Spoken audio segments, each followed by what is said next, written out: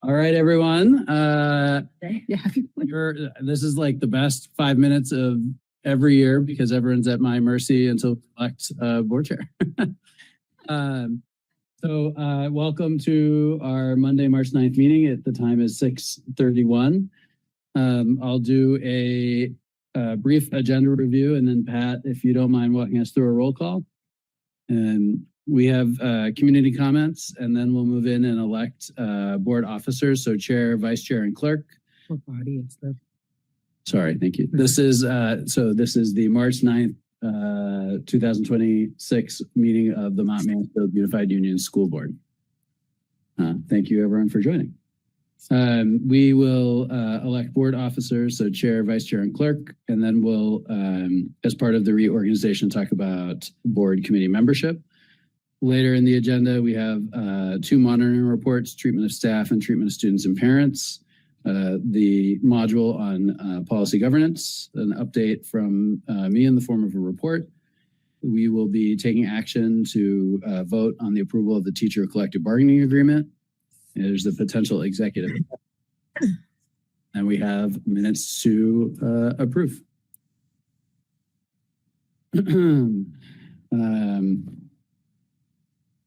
Pat, could you take us through a roll call?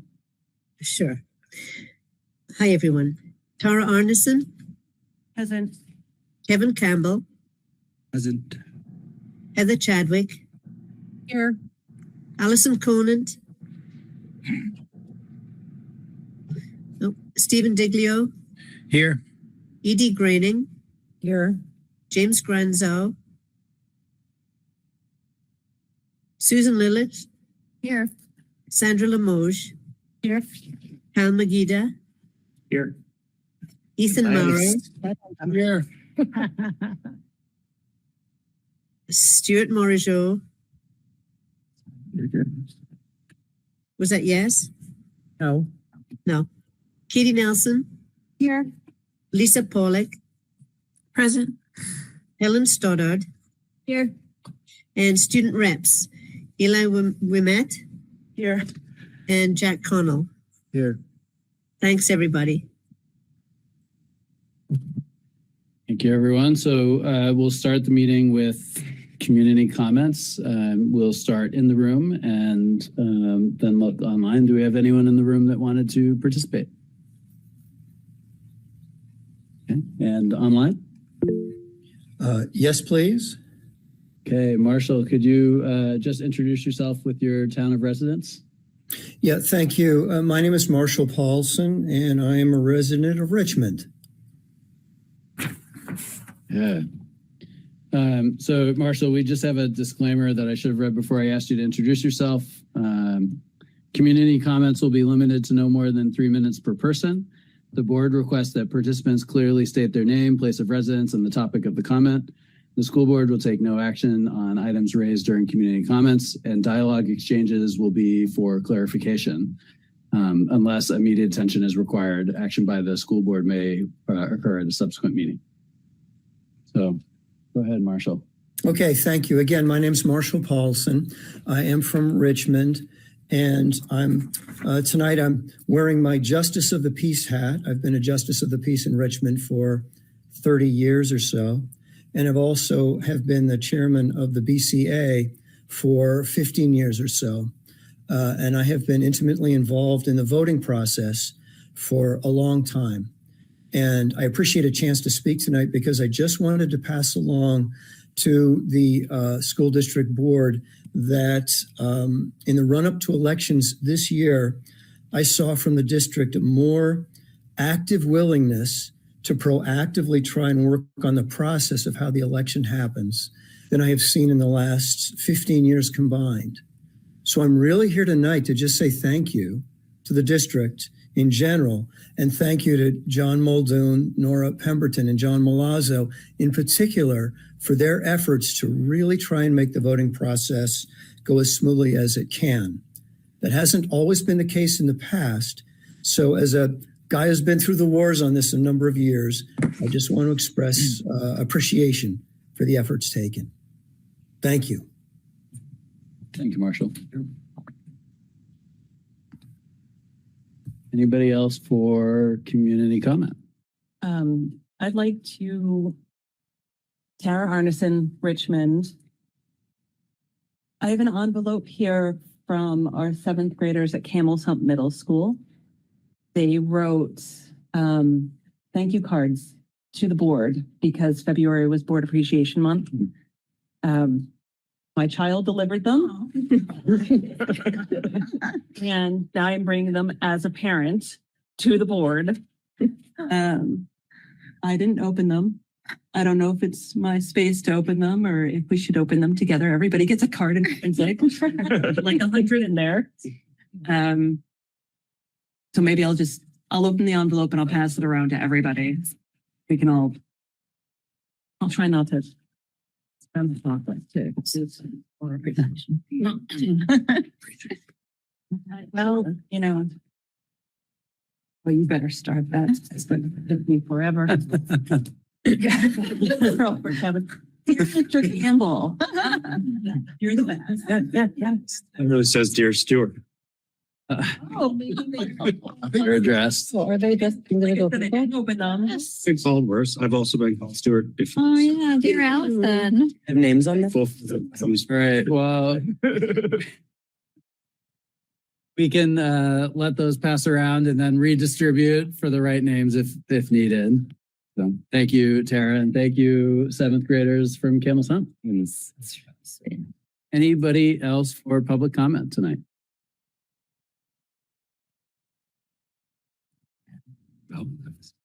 I know. All right, so then we will move on to the election of board officers.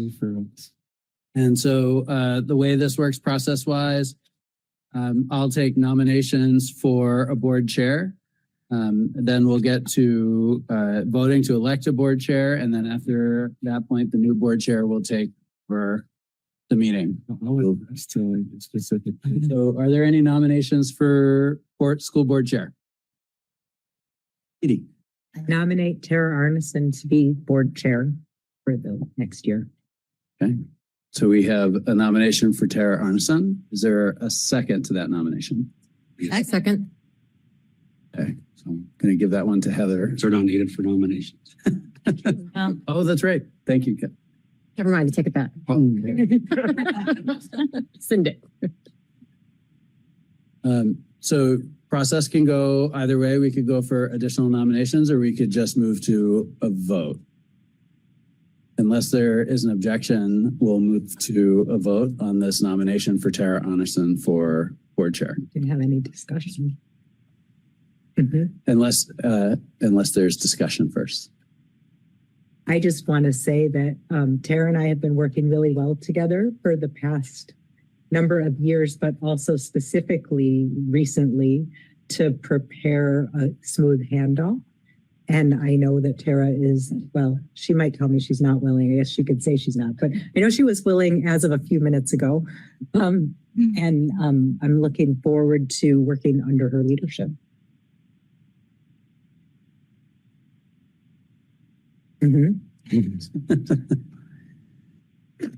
Any additional discussion on the nomination?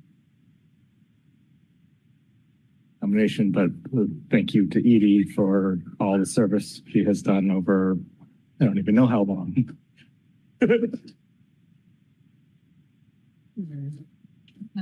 Well, good work. I just got reelected for 3-4 years.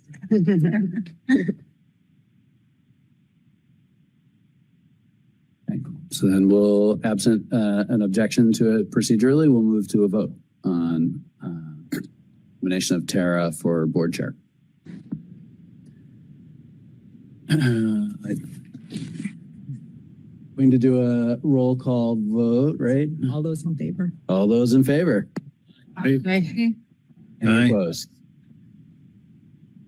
Any opposed? Any abstention? There you go, Tara. All right. Congratulations. You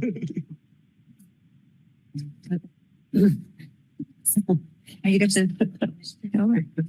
Get the gavel. Oh, I should start. Yeah, Allison, wow, right now. great. Boom. I'm gonna make mistakes. You get to witness. I'm gonna make mistakes. Not allowed. Just saying that out loud so you guys can all hold me accountable.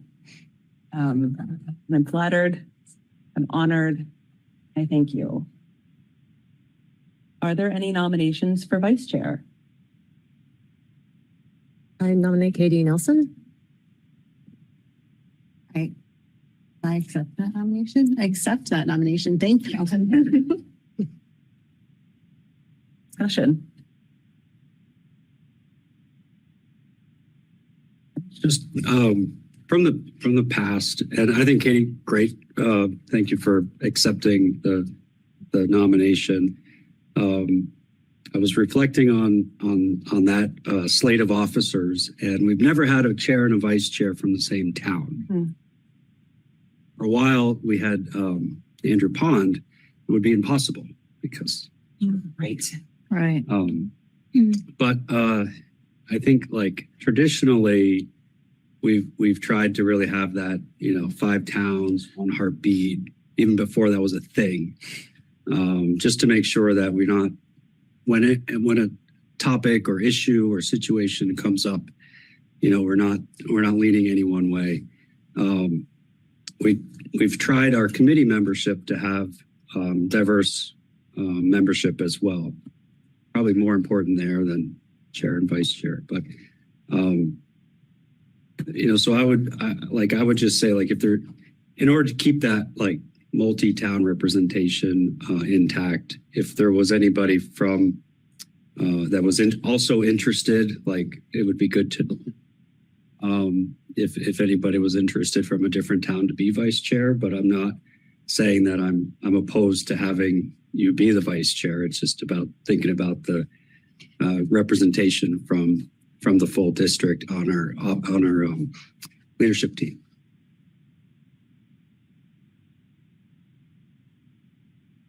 Thanks, Kevin. And no, I'm not interested in I should have started with that. I don't. Been there, done that. So, yeah, been there, done that. Might do that again someday, but not this year. Not today. I just wanted to say I've been over and over again impressed with how involved you are, Katie, in a number of ways. And that to me just speaks to your leadership and your commitment, which I really appreciate. I mean, as student reps, we've gotten to work with Katie a lot because she's kind of mentored us while we get started. And I feel like her dedication to the board has shown through in all of that experience that we've gotten to experience with her. And I sort of feel like maybe to address people who would be afraid of the like 2 Richmond people being in the chair and vice chair, like I feel like I trust Katie a lot to put the district before her town for sure. From what I've seen, you're very dedicated to our district. Oh, thanks, Eli. It's really nice to say. I also still on, so I can't say I would put the district before I do. Like I hear what Kevin is saying, and this is how I lead. So if there was somebody, also feel confident in my support in that way before this closes.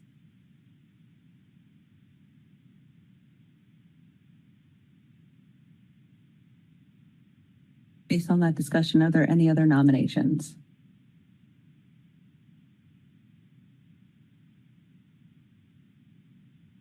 Okay, all in favor? Aye. Any opposed? No, Thanks, Steve. I'm for it. I mean,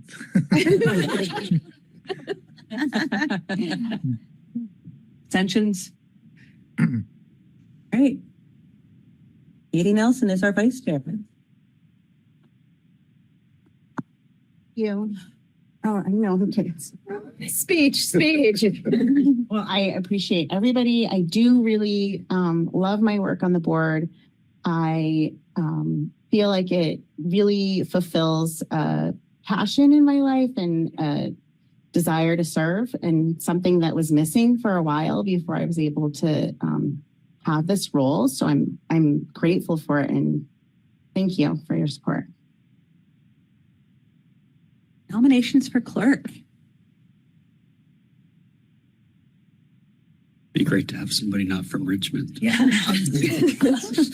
I will nominate Time for discussion. Sandra. So I nominate Sandra for clerk. I accept the nomination. Discussion. Right now. Who's the current clerk? Oh, Katie, right. Okay. Do that, Jack, anymore? Too many hats.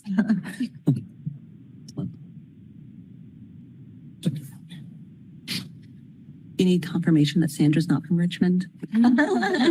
ID or anything? Taxes, please. I know. All in favor? Aye. Hey, Right. Any opposed? Abstentions?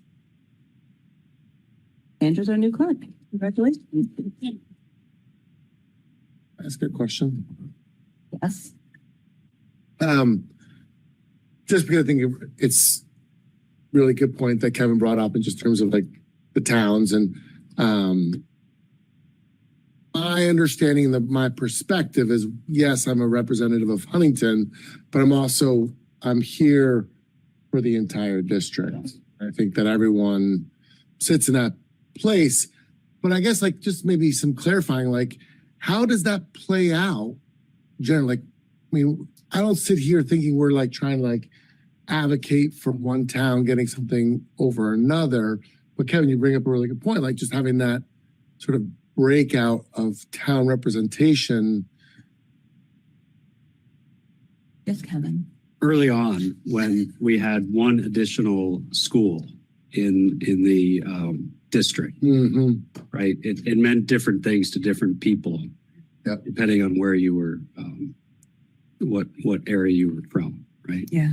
And an issue like that may not. We don't know. We never know what's going to come across the board. Yeah. So that's why it's just a hypothetical, right? Where, I would expect the leadership team that we just elected, like, should something like that come up, and if we feel like it's, tilted or whatever, like we address it at that time when it comes up. I think it goes back to earlier where my expectation is we all hold each other accountable. So, right, we have this at the college, you see something, say something. I wouldn't expect anything different here. Lauren is in our community section. Lauren was recently elected in Jericho. You should really be up here. Well, there's a story. There is a story. Yeah, so We need to hear back from Secretary of Education. Yep. So we're still waiting on So we the. can share everybody with what. So, Lauren, I don't know if you want me to share or if you'd like to share what we discussed, because we have some other information. Again, I'm going to make dominant. That's gonna be a good story. Unassumingly knitting in the corner over here. Oh, suspense. Oh my. So Lauren is a substitute teacher in our district. It's a temporary gig. Yes, and what was that statutory language? I have it. Yeah, I have it too. I can look. This is. But if you're do you want me to step in? Yes. If you are an individual such as a substitute teacher, coach, or extracurricular activity person, you can get a waiver to be on the board for a period not to exceed 1 year. We just have to reach out to the Secretary of Education to get that waiver. And so we haven't had the opportunity to do that because we just got that information. Yeah. So if we swear you in, you have to not sub until we can get a waiver. And I don't know if that's something you're comfortable with. We can wait until the next. Or we can wait until the next meeting. Should wait till the next meeting. Okay. Okay. And for subbing. Thank you for running. It's okay. It's a lot of fun. Sorry for the confusion. It's been, hard. So, and I knew I had this one chance to get on the ballot. So. So is this a 1-year term then? No, that's it's 3 because Stewart's was up. Okay. right. He and I were on the same cycle, so he had to run again. He didn't run. Lauren ran and was elected. But the waivers for only Well, one. that was my question. Is it renewable every year? That I don't know. The That waiver? That's I don't think we didn't ask that question. Yeah. And didn't get that answer. okay. So I don't know. Okay. But that will be the next question we ask. You had a real pen. Okay. For those of you wondering, I have oaths of office for people who just got elected. If you're in the middle of your 3-year term, you don't need to sign a new oath of office. So I'm not doing secret documents. I was on the JES board years ago. When there was a JES board, we elected someone who turned out to be Canadian. And we learned that that's not allowed either. You have to be a U.S. citizen to be on the school board. Did we learn? That was a bummer. I don't think I was asked about my citizenship when I turned in my petition or when I filled in this own. No, No. Or, I know. I'm To be a registered. not sure how it, but that's, yes. yes. Oh, I don't know. What time it is? We're in Jericho. Are we? Yeah, we're in Jericho. What does that even do? Yes, exactly. Maybe it wasn't. Are you trying to keep us on The top? line. It's trying to move it, but Right. that would mean that we have one seat unfilled Yes. officially Yes. right now. Yes. So a quorum would be 8. One Yeah. plus 50%. Yes. Thank you. Same as with We have that. same quorum is with 15. Yep.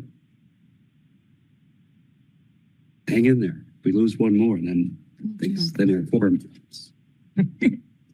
Just going back to, Yeah. Thanks, guys. You just sit next to me all the time. I don't think you want that. I don't think you want that. No. No, I was in trouble. They're on your website. Board committee membership.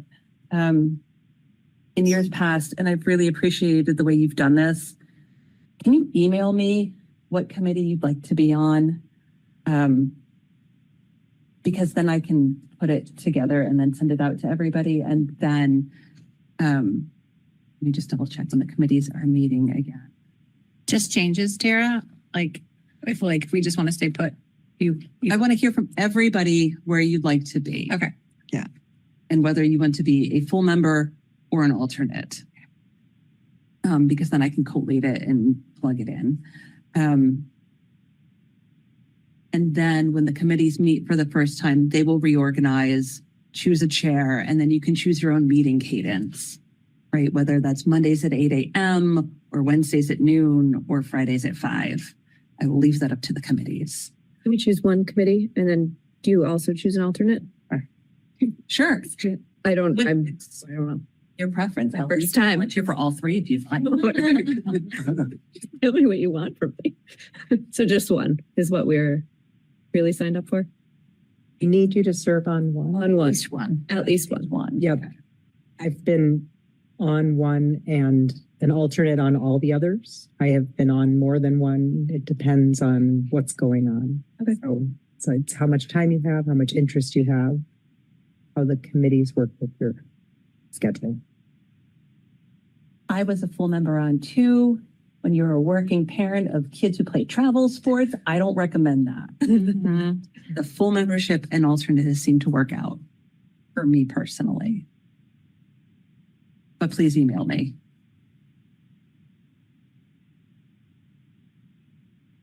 All right, John, it's your turn. Oof. Okay. And what that really means is it's Rebecca's turn, but I didn't know Um, Rebecca would. So what we've done with monitoring reports is take some of the feedback from this group, and also as part of the leadership team meetings at the start of the year with the board, we looked at the kind of dueling report structures that we had, where some directors were delivering reports at different points during the year, and then later there were potential monitoring reports that covered very nearly the same, or in some cases the same content. And so what we decided to do was align that effort. And so the monitoring reports officially come from the superintendent, but they are developed collaboratively between me and the other staff in the district. And so tonight we have treatment of staff, which is the work that I've been doing with Rebecca, and I'm being charitable to myself. Really, Rebecca and Jen have done the lion's share of data collection and organization related to these reports, and then Jen with the treatment of students and parents. And so they're not perfect matches necessarily. There are pieces in the students and parents report that aren't just about special services or student services, but the overlap was enough that we were able to kind of work on this together. And so we're really excited. And then we're hopeful in the future to be able to take feedback from the board on how this worked out for everyone. So I promised them that I would do an overview and then let them do all the real highlights of the reports. And so I do just want to say this is a lot of work. I sent you an email earlier today with the fully linked board document and apologizing for the delay in getting these to you. So our goal is actually to get these to you much further in advance, but with some of the data work we've been doing with the Agency of Education, everything just kind of slowed down and we were delayed. So I'm happy to present this to you and state that I have certified compliance with 2.2, which is the treatment of staff. And there are some really great highlights in here that I'd love for Rebecca to walk us through. Thank you for having me tonight. I'm Rebecca Tebow, the Director of Human Resources in our school district, for those of you that I haven't met. I hope you've had a chance to at least glance through some of the treatment of staff monitoring report. I tonight just want to touch on, highlight a couple of things. And so I kind of picked 4 things that I wanted to highlight. Workplace climate being one of them, staff growth and well-being, some of the workforce challenges that we're facing, and then just building efficiency within our central office and within our teams. So first, in regards to workplace climate, you will see in the report that we didn't report, there were 0 grievances throughout this reporting period, as well as 0 mediations and lawsuits. And then we did have 1 staff-related Title IX complaint that was handled promptly and in accordance with Vermont and federal law. And so I think that that's a really positive thing for our district. And I think one of the key reasons that we're able to kind of move through this year with that little of issues is that we have a very, very strong relationship, our administrative team, with our lead representative from the Vermont NEA. And so Jen and John and I meet monthly with our representatives in the district that are the NEA representatives for our district wide. And we really problem solve in that meeting, and we are really proactive and sort of working with them to figure things out before it gets to the level of a grievance or something bigger. That's really helped us, when it comes to different employee issues and concerns. It's also been really instrumental in helping us with negotiations and negotiating our collective bargaining agreements. And so those relationships and that trust we've built, I think, has really made us really a strong team. In addition, our principals in our buildings meet with their building NEA representatives on a regular basis, and they're able to tackle different issues within their buildings before it needs to come to even our level at the district level. So I think that that's a really, really strong, unique piece for our district. I know that in talking with other districts that the relationship that we have with our NEA, it doesn't look like that in other school districts. It can be very contentious. And so I think we're really fortunate, and we've worked really hard to build that relationship. The next thing I wanted to highlight is staff growth and well-being and supporting our staff. We have a really strong mentoring program in our district for new teachers. So for any new teacher that's in their first 2 years of teaching, we pair them with a veteran teacher in our district, and they work together throughout those 2 years to make sure that they know the Danielson framework, that's the teaching model framework, as well as just really get to know our district and the ins and outs of how MMUUSD works. The other nice piece is that not only does that mentee get that connection, but it also builds leadership for some of our veteran teachers that they get to take on that role and lead in that way. In addition, we continue to fund workshops and conferences and professional development opportunities and coursework for our teachers and our staff throughout our district. And really, this is provided through our collective bargaining agreements. They're eligible for a certain amount. But we also do a lot of PD work in-house as well that you've seen highlighted in that report. And so that continues to be a big piece of the work that especially our educators are doing, is looking at those different curriculum pieces. In addition, we've been really intentional about building training and professional development for our paraprofessionals in our buildings. And I know Jen's done a lot of work on this with her team, but providing opportunities for equity and working, providing training on student behaviors and those curriculum pieces so that they really feel like they're part of that bigger, wider team. In addition to those pieces, we were nominated for and we received the 2025 Gold Worksite Wellness Award. Our district received that award, and that really is focused on the wellness that we do for staff within our school buildings. Every school building in our district has a wellness leader that plans. We work together as a team, our wellness team, but their leaders within their buildings plan activities and programs specifically around employee wellness and well-being. And we work really closely, that team, with Blue Cross Blue Shield of Vermont and with BHI, who oversees all of our insurance, to do those types of programs. And it's not just about like being active, but really bringing people together and having that sense of community and that sense of belonging. And so I think that work has really helped keep our staff engaged at all levels within our district. I next just briefly wanted to highlight some of the workforce challenges that we're facing.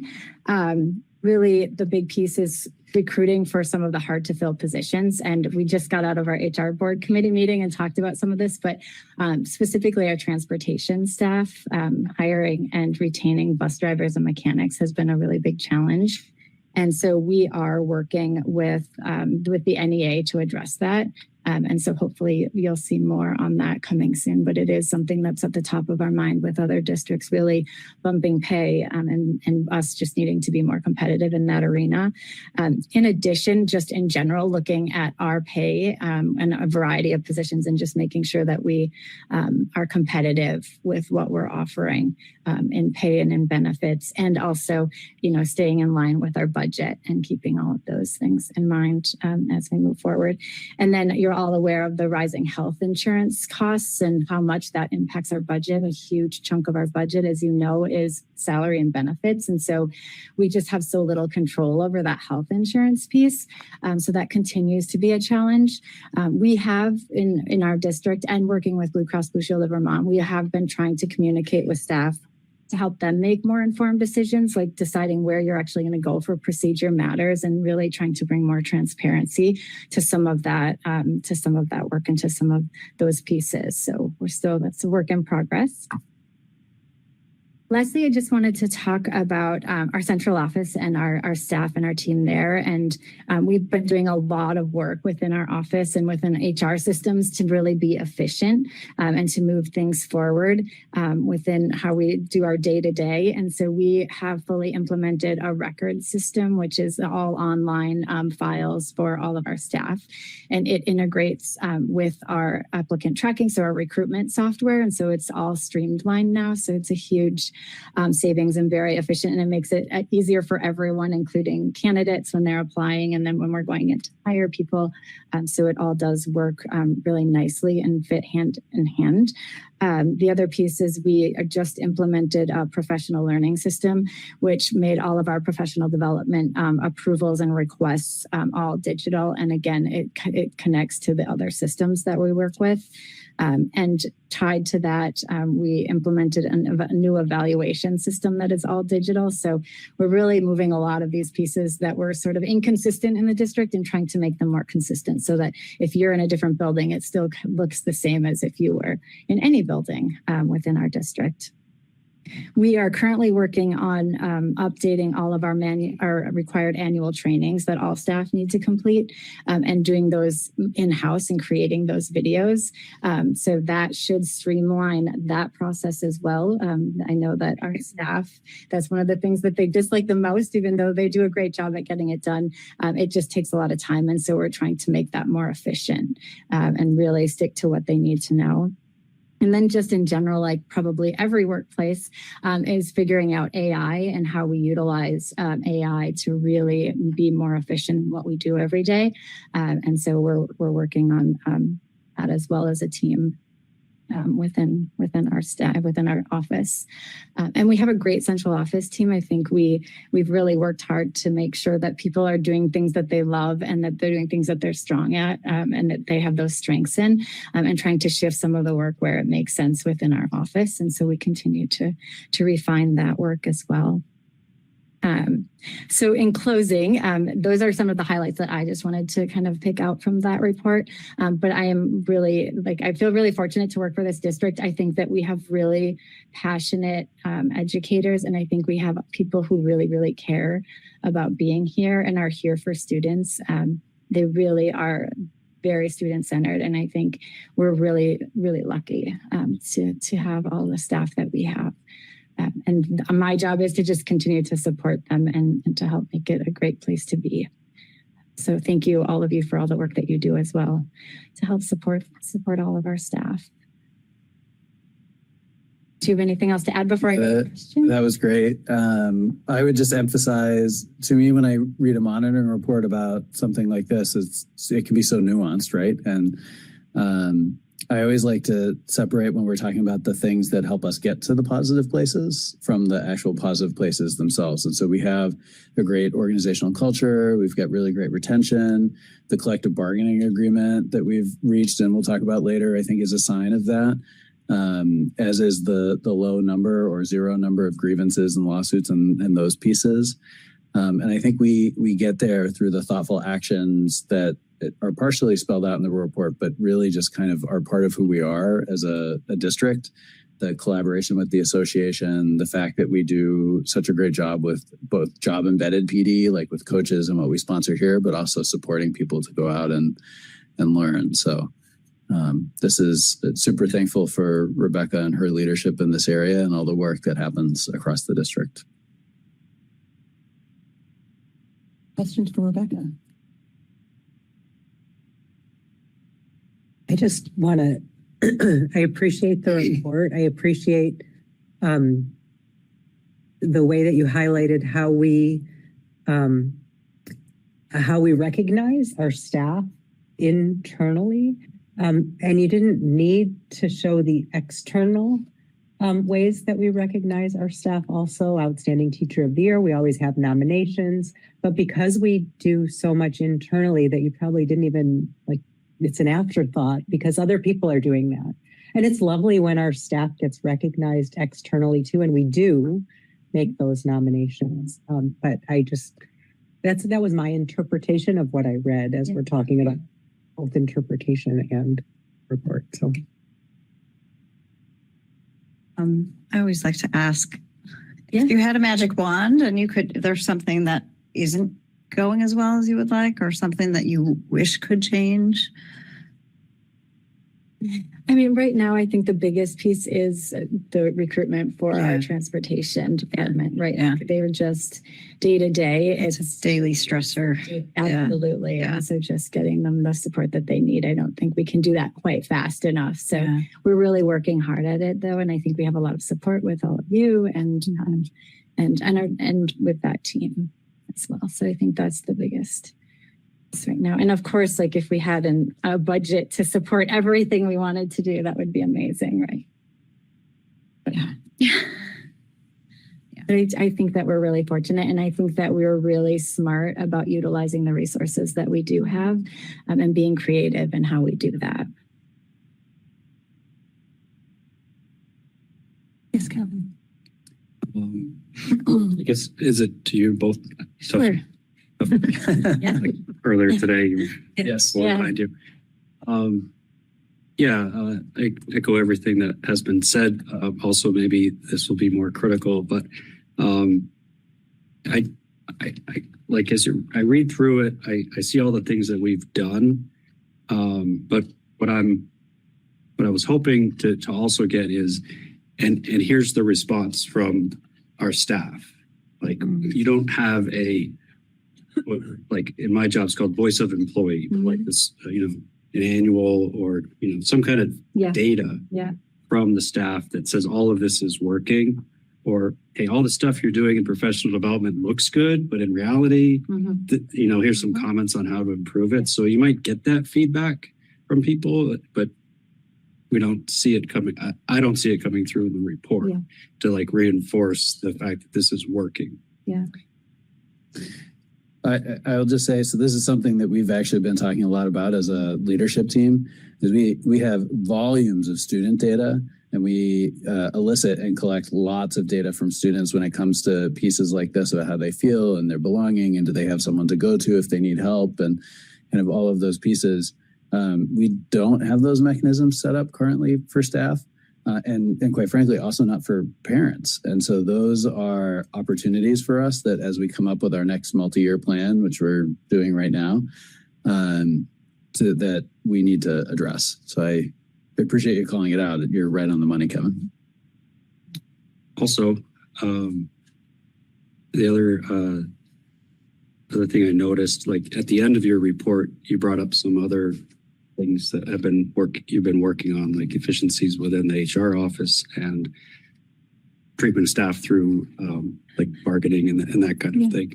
So maybe there's a like a sub policy or something that's missing from this overall policy that would ensure that those things are not just, oh, by the ways, but I think like maybe we missed something there. Like you felt compelled to report on them, but you couldn't find a spot where it would fit nicely. Yeah. So that's like an indicator, I think, where maybe we need an additional policy to make sure that we're keeping an eye on those things.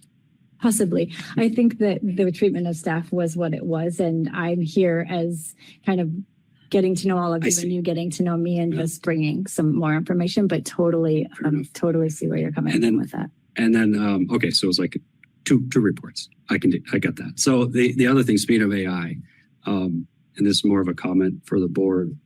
I noticed that when I opened up this monitoring report on my phone, there's an AI button right at the top of it. And on my tablet, it's not there. So it's like, depending on how you're looking at it, but you can click on that little Gemini button and literally you can type, I'm a board member. What in this report should I ask questions about? Right? And it comes back with some things that make sense and other things that are like, yeah, I'll let somebody else ask that one. Like I just did it now and it said the report mentions 98% a couple of times, but it says it's required. So are you compliant or not? I can answer that if you'd like. It's just with people on leaves, and so they're not able to complete it until they return. Yeah. But so that's just one example. Yeah. Good. Thank you for that. Mm-hmm. But it can keep us, if you're not really sure what our role is in this process and you need some help, like it's right there. And in time, I would say like AI will be more context aware of that we're in a board meeting. It knows all of our policies and procedures. It has access to our minutes and all the things we're working on. And it could really glean out some, pun intended, some, aspects of it that maybe we're not, because we only, get the report. You have like 30 minutes to review it. And with AI, it's almost instant. So Are you budgeting for the extra energy costs? I think I heard Kevin say at our training in 2 weeks, he's going to give us another 15-minute overview of how to use AI. maybe. Why doesn't it show up on your tablet? I don't know why it doesn't, because I guess it's an iPad and Apple has. Shows on my Mac. But my Android device hasn't. Shows on my Mac. Yeah, I have it on the app. Maybe if I opened it in the browser, it would go. Any other questions? Kyle. In the in professional development opportunities, you have a lot of good stuff about how teachers are supported. What about administrators and teachers who are maybe looking at the administrator or not directly teacher path? Is there support there, both to move up and for people who are already not up necessarily, both to move into administration and people who are in administration and looking to progress there? Yeah, absolutely. And so we just got something across our desk today about a Vermont leadership course that someone is going to take that they were asked to participate in. So I think that's an example of that. I think if you look throughout, our transportation department does their own CDL training with people to get them to where they need to be. We created a new position within our district last year, behavior interventionists, which is it's a kind of not a para role, but it's kind of a step up from a para role, and that requires very specific training around behavior intervention. And so that's a new position where we've had some paras go through and they get certified to do that. And so we pay for the courses that they need to take to get certified to move into that role. And not only has that helped our staff, but it's been huge within our district to help with student behaviors. We have a new director of food service, Carol Kent, or director of school nutrition. She's done a lot of really great things with our school nutrition staff that we haven't seen before. And they're doing some fun things within their buildings with food tastings and things like that. And some of those education pieces that they haven't necessarily been involved in. So I think just depending on what pocket of staff you're looking at, that looks very different just based on the positions. But we really have been intentional about trying to pull everyone in. So when buildings are having their staff meetings, everyone is invited to those staff meetings. And I think too, I agree with everything Rebecca just said. And I would add on, we're also talking specifically about the leadership team and how we can do some of the work with them that we've been trying to do with teachers in terms of embedding learning into the other work that we're doing. And so this year, there's been some work happening to embed learning about data-informed instruction and using that to look at student services, but also we're looking at how to combine some of the VPAs, which is the Principals Association's professional learning, with our summer retreat for administrators. So some pieces like that just to keep that learning going.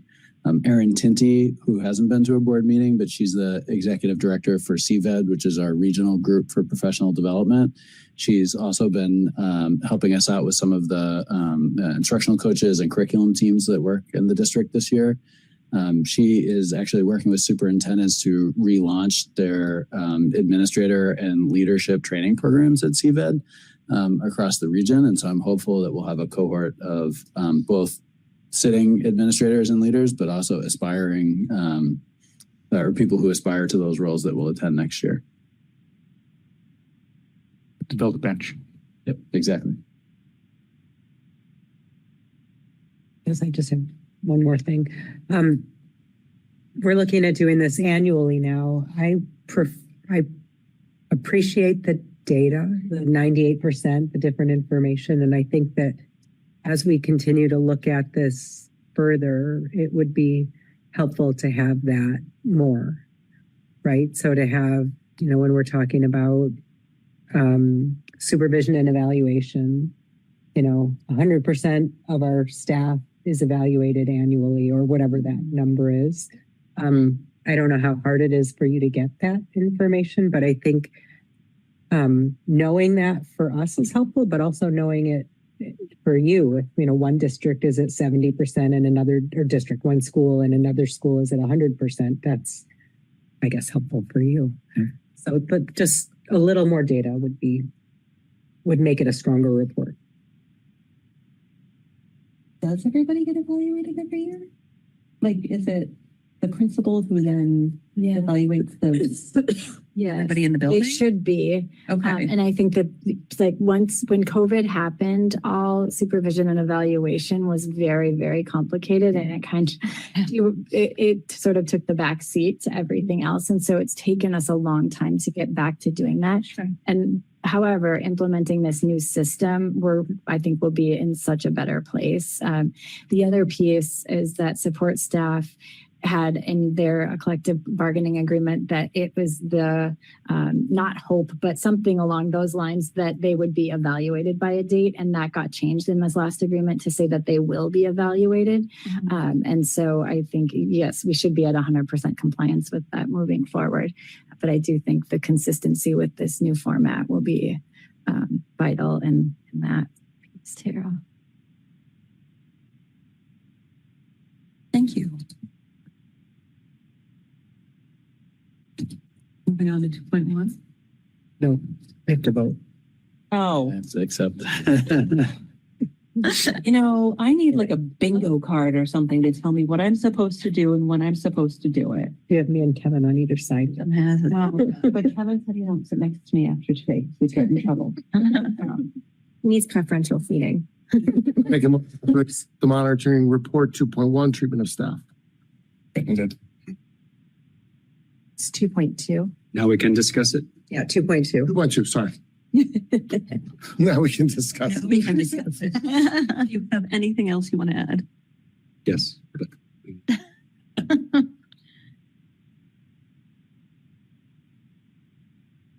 All in favor? Aye. Okay. Aye. Aye. Any opposed? Any abstentions? So we're accepting it, right? Okay. Thank you. Report accepted. Thank you. Moving on to 2.1. Okay.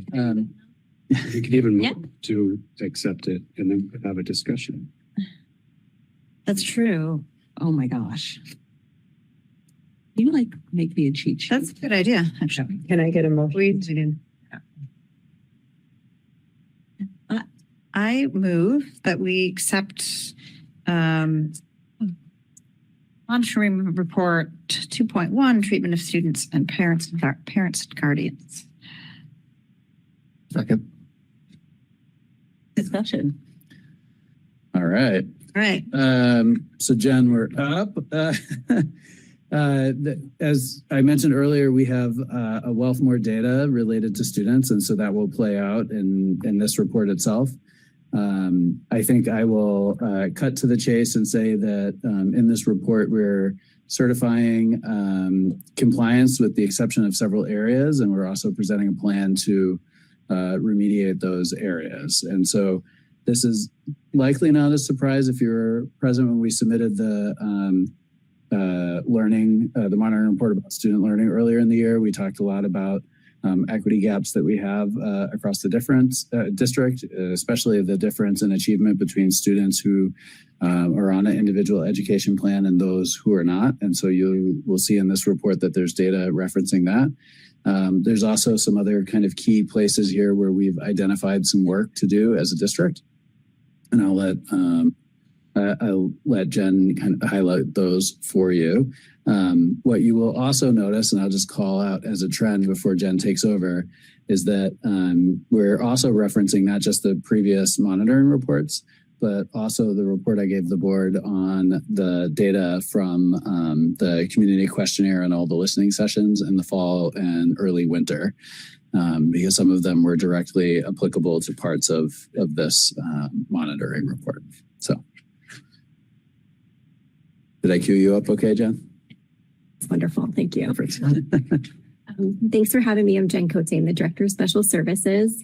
So I'm going to start by just providing an overview of two of the areas that we want to improve upon, and then summarize with some strengths and successes in our district. So for the first area that we reviewed that was kind of in non-compliance was our MTSS and Act 173 implementation. So a key area of our district is to strengthen the implementation of multi-tiered system of supports and educational support team framework aligned with Act 173.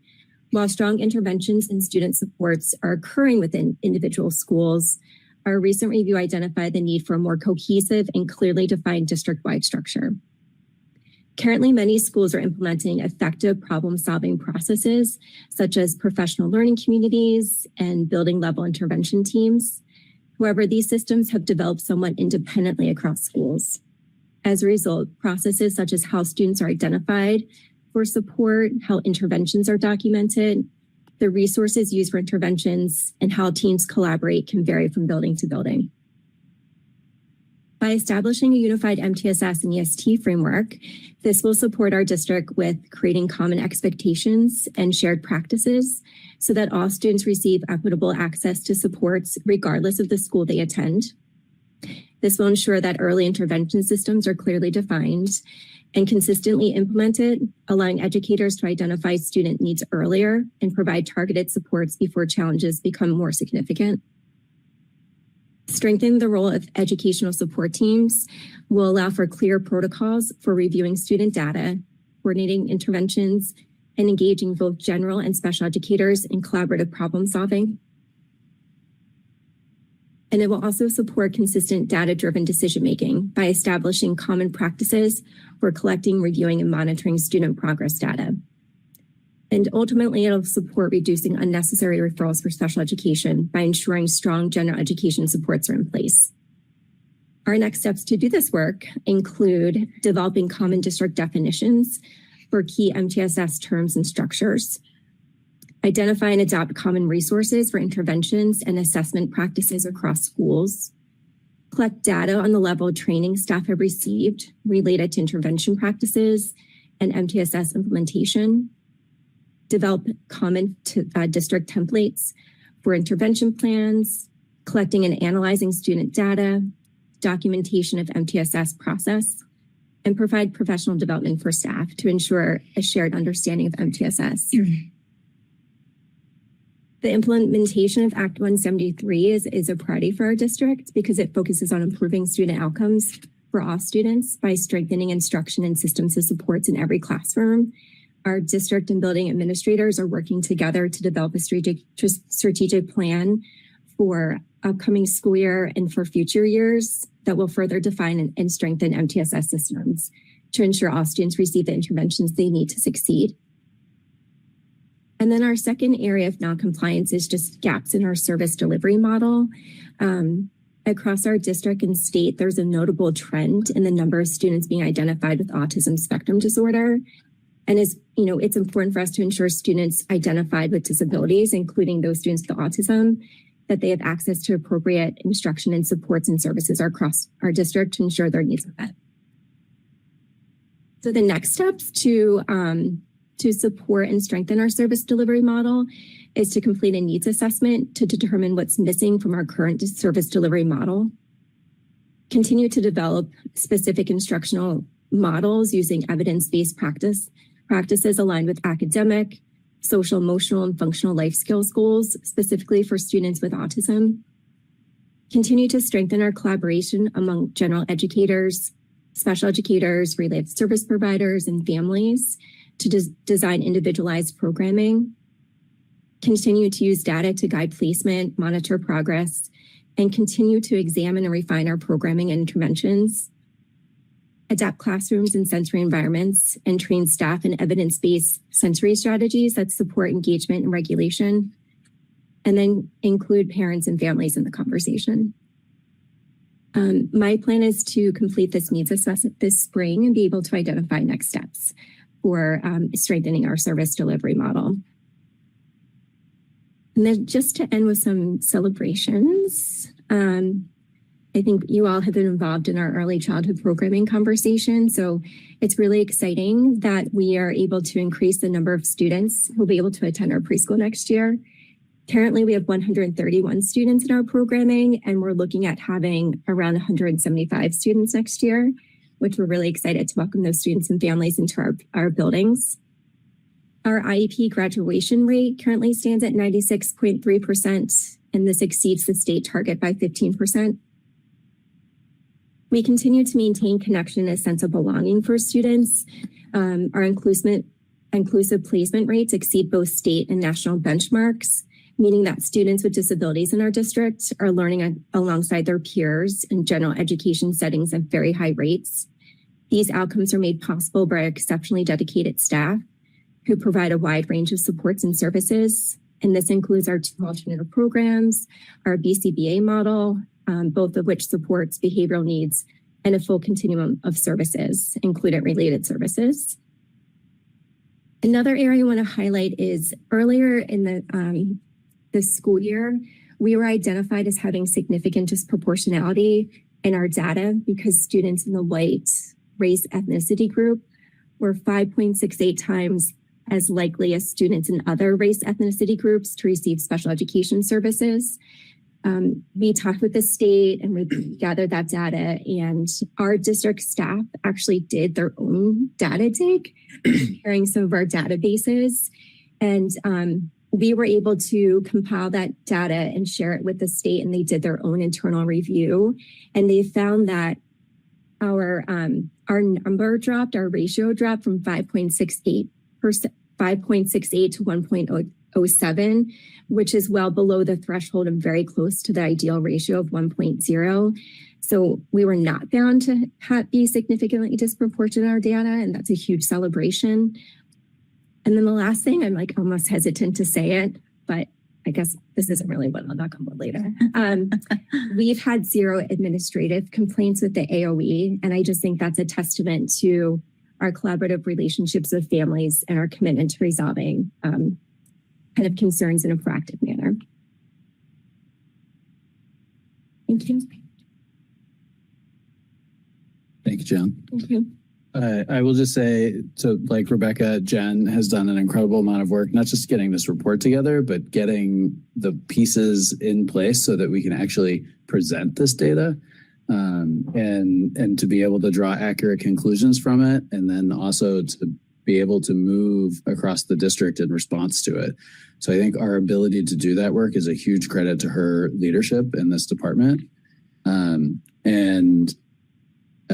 and her team are not shying away from this. I would say that you all are more motivated than ever now that we've collected and gotten to the place of looking at the data this way. And so I'm excited for what this report will look like in future years as we continue to build the system. And I think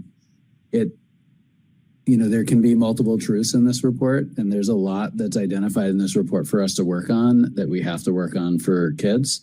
I think it's also entirely true at the same time that there's a lot to be proud of in this report as well. And so I just have a lot of appreciation for you, Jen, and for your team. Questions for Jen? Well, thanks for putting this together. It's a ton of information. I was just kind of shocked by looking at the chart for IEPs. And is it normal to have pre-K have almost twice as many IEPs? Is it like an age level thing or is it this just a huge cohort of kids that need a little extra help? I think the definition of normal changes. Yeah. Right. And we're seeing an increase in the number of students being identified at that young age in preschool. And I think it's, more families are seeking supports. We also have really well-trained staff members who are able to identify students who might need, some additional support as well through individualized education. We have early MTSS, are starting to strengthen that system as well. So our screeners, and then working with special educators and related service providers to get them help. In talking with other districts, their numbers are also increasing at the preschool level as well. And part of it is I think families and communities are just embracing this idea that sometimes kids need something else. And there's no longer that stigma associated with needing, specialized instruction too. Is the pre-K 3s and 4s? So it's really 2 grade years? Sorry, can you say that again? Is it the 3s and 4s combined together? So it's really 2 classes too. Yeah. Well, yeah, I was also wondering if maybe your child, has specific needs for support, you might be more likely to choose a district, the district program versus like a private preschool program that might not be able to offer you the kind of support. So I was wondering if that skews the proportion a little, but also it includes things like speech delay, which in 3 and 4-year-olds, they hopefully they get services, they catch up. And at some point they're not going to be on an IEP in kindergarten or first grade. I mean, there's so many things you can be identified for when you're a 3-year-old that, may be a non-issue by the time you're 6. I would say that not the majority, but we have a high number of students in preschool who do have a speech delay. And in talking with the state, they're finding that across districts. Yeah. And I haven't done enough research to be curious about or come up with the why around that. What's changing in our society. I'm not sure. Yeah. But, if we can get that early intervention at a reasonable amount of time and early, so, we're able to remedy it most likely sooner than later. But yeah, because I noticed that stood out for me too. And I started thinking about why that might be. At least for the 3-year-olds, isn't there also a preference, and this might go away with the new program, but that you get a preference for admission to district program if you have an IEP? So we might be attracting a higher proportion there, so the 3 plus 4 could be contributing there. We also have students who come in for itinerant services that might attend a private program outside of our district as well. So that number includes those. They're in that. Oh, okay. But by providing more spaces for students so that we can welcome into the program, we might see an increase in those numbers just because we have eyes on them. Right. And they're going to be in our program for the most part for 5 days a week, full days for the majority of students. It's really exciting, though, to increase that population in our district. I'm really excited.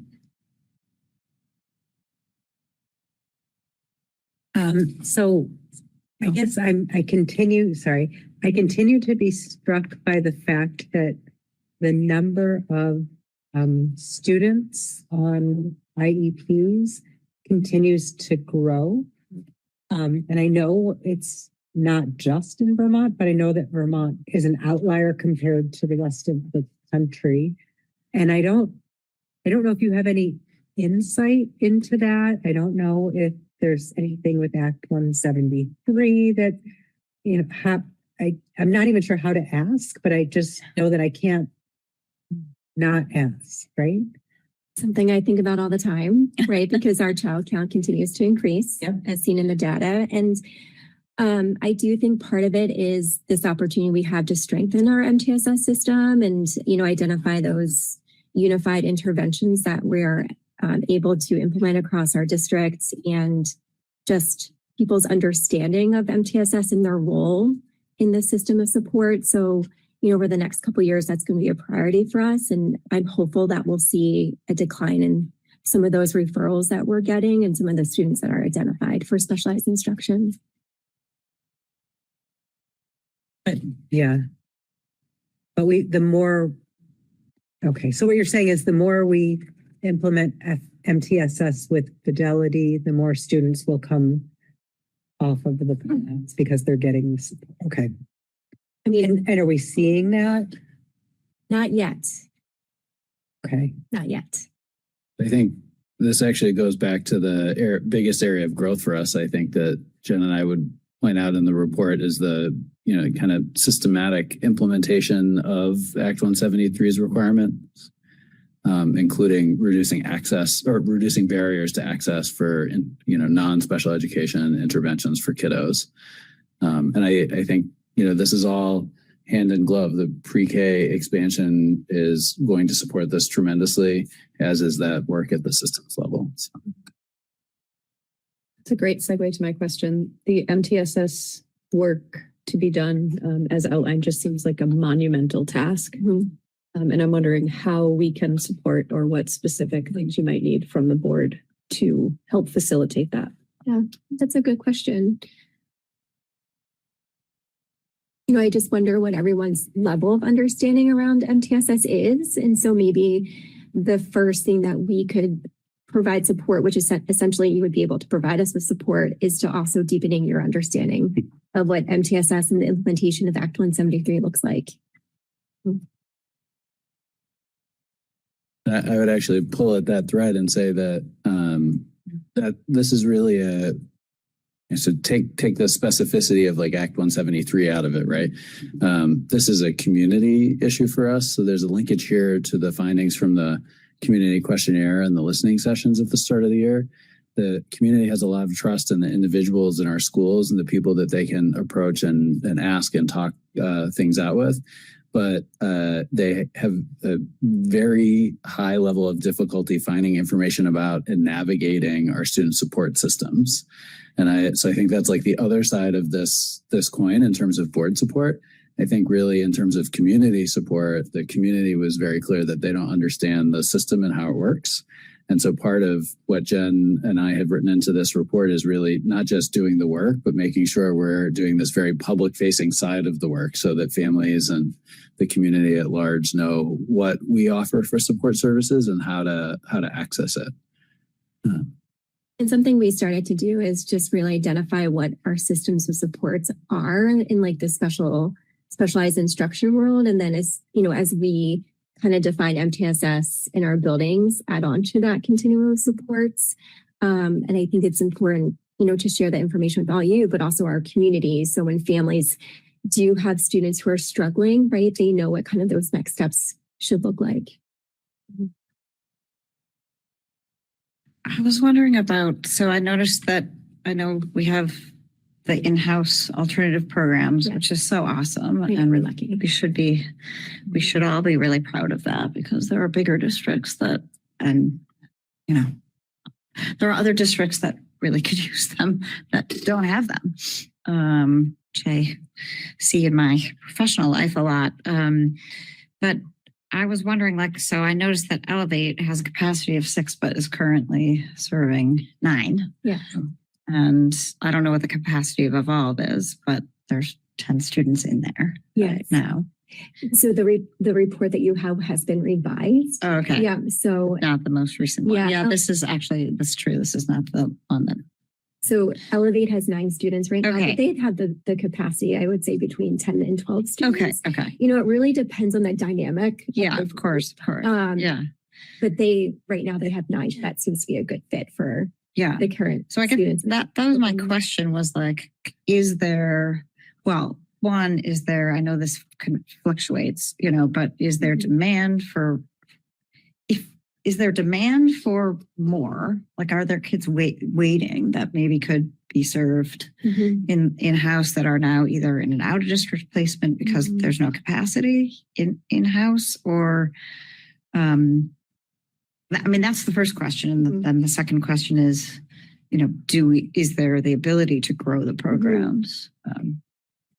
So our students who are in out-of-district placements have exceeded our district continuum supports. Okay. The hope is it's not if Elevate wasn't full, you could go to Elevate, but because it is, you have to have an out-of-district placement. Right. And when those students are ready, to come back into our district, the alternate programs can be a stepping point for them. Yeah. Right. Just as a transitional pathway to going back to their town of residence.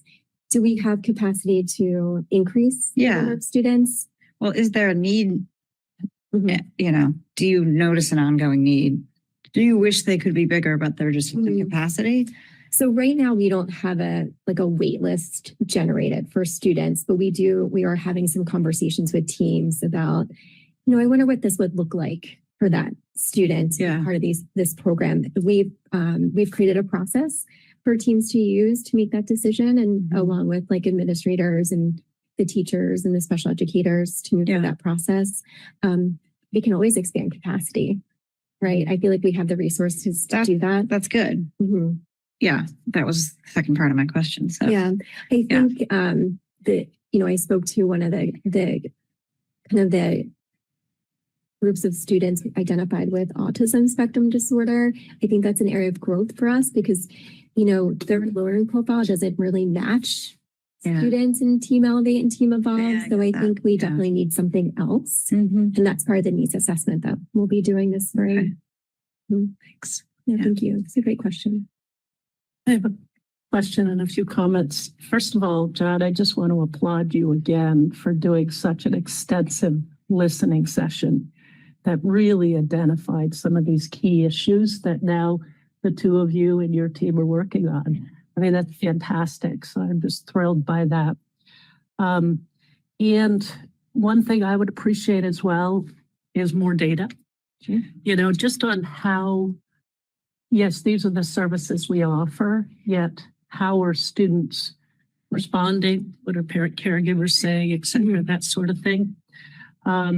And, you know, in particular, students on the autism spectrum, I'm curious what your plan is around developing more programming, because it is, it's, you know, it'll be challenging.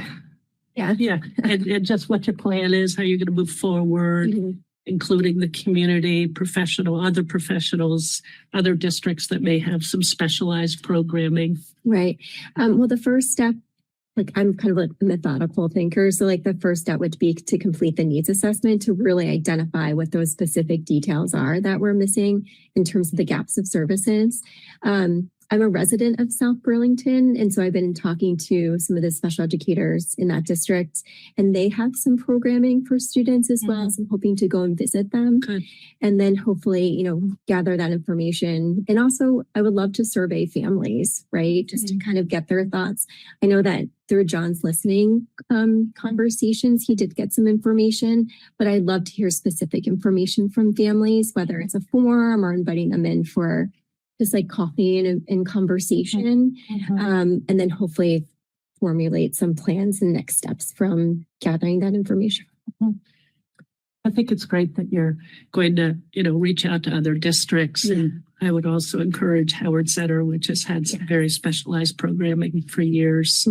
And the other thing that I continue to look at from my lens is our students, their sense of belonging in our district. And I know that it sounds like now all schools are collecting that data, but I continue to be troubled by a 70%. Seems like that's kind of where we're at on average.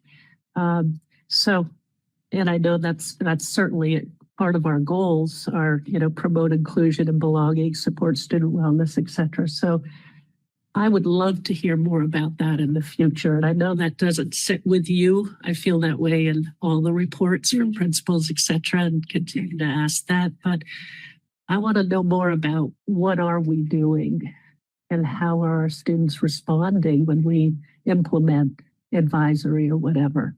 And then specifically thinking about inclusion, I know that it was reported that our district exceeds state and national averages for inclusive placement of students. And, you know, I'm curious about those students.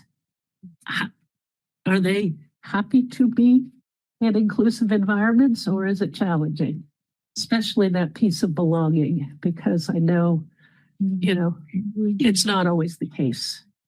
So thinking that through, especially with students on the spectrum. Yeah.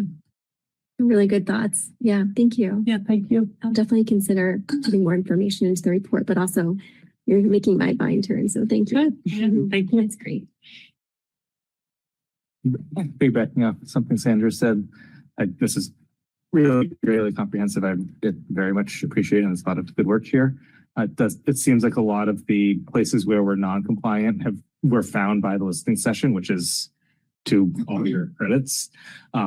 What's the plan for next year and ongoing to, like, that seemed like it was a really good forcing function to get all this information and to identify where we're not doing it. I'm guessing you don't want to do months of listening every year, but how do we find these things systematically going forward? So I think that you're bringing up an issue that we have to solve kind of at all levels of the organization. And I would actually relate, we had a wonderful meeting this morning of the community engagement committee of the board where we talked about regular engagement with the community. And one of the other findings from the listening session is that the community or listening sessions and the community questionnaire is people want regular opportunities to give feedback and then also to know what will happen with that feedback. And so I think looking for structures that will help us continue to collect and respond to what the community is thinking and feeling is a key part of the work going forward. And actually part of what Rebecca and Jen and I are working through with the leadership team as we develop our next multi-year plan. Yeah, that's a alignment, if not a specific answer for you, Kyle. So earlier, like Rebecca, you were talking a lot about professional development. And then in Jen's report, it talks about the classroom teacher being one of the first interventionists.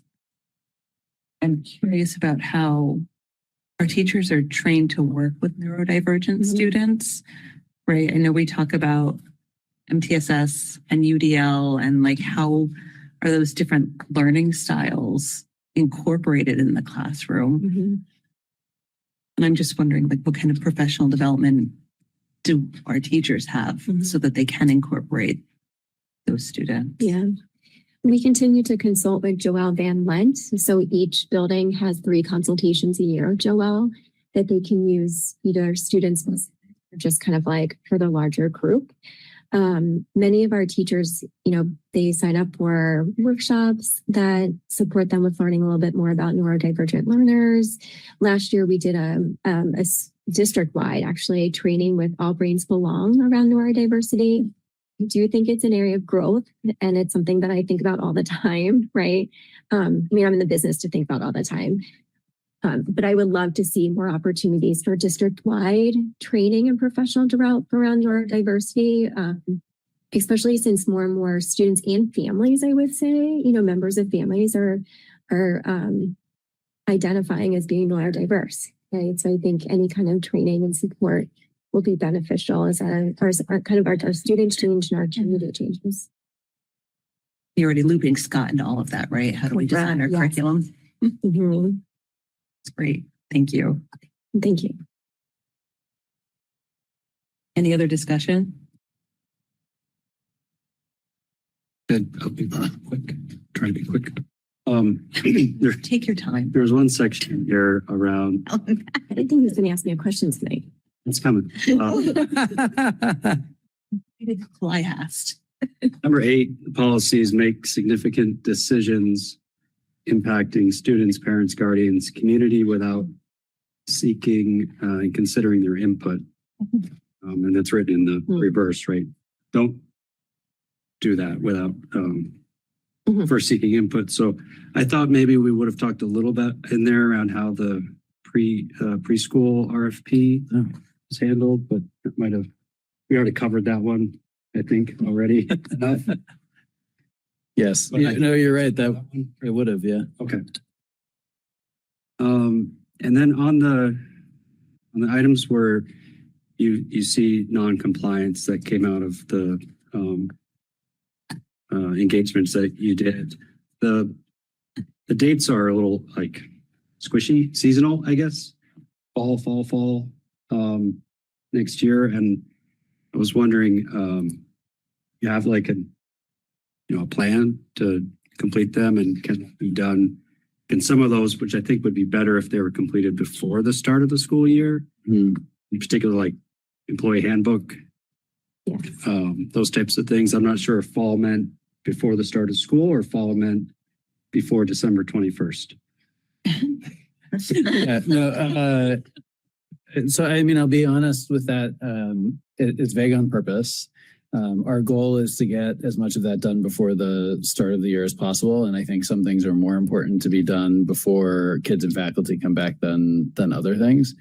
We're still navigating how we articulate that multi-year plan for us. And there's actually quite a bit that is competing for time. And so that's part of what the leadership, we were meeting on Thursday morning to try and hash out and navigate some of these pieces. And so I'll just be honest, it didn't feel right to put specific dates down in this report just yet, not having completed that exercise with the leadership team. But it is our intent to really launch the school year with all of these fall items. Yeah, okay. I would encourage maybe, because we do have several things that are non-compliant and an action plan to complete potentially in the fall.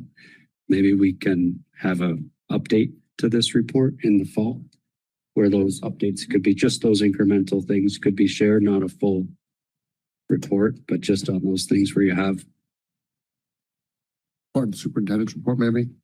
Or just an update on this monitoring report to show progress to those items rather than wait a full year.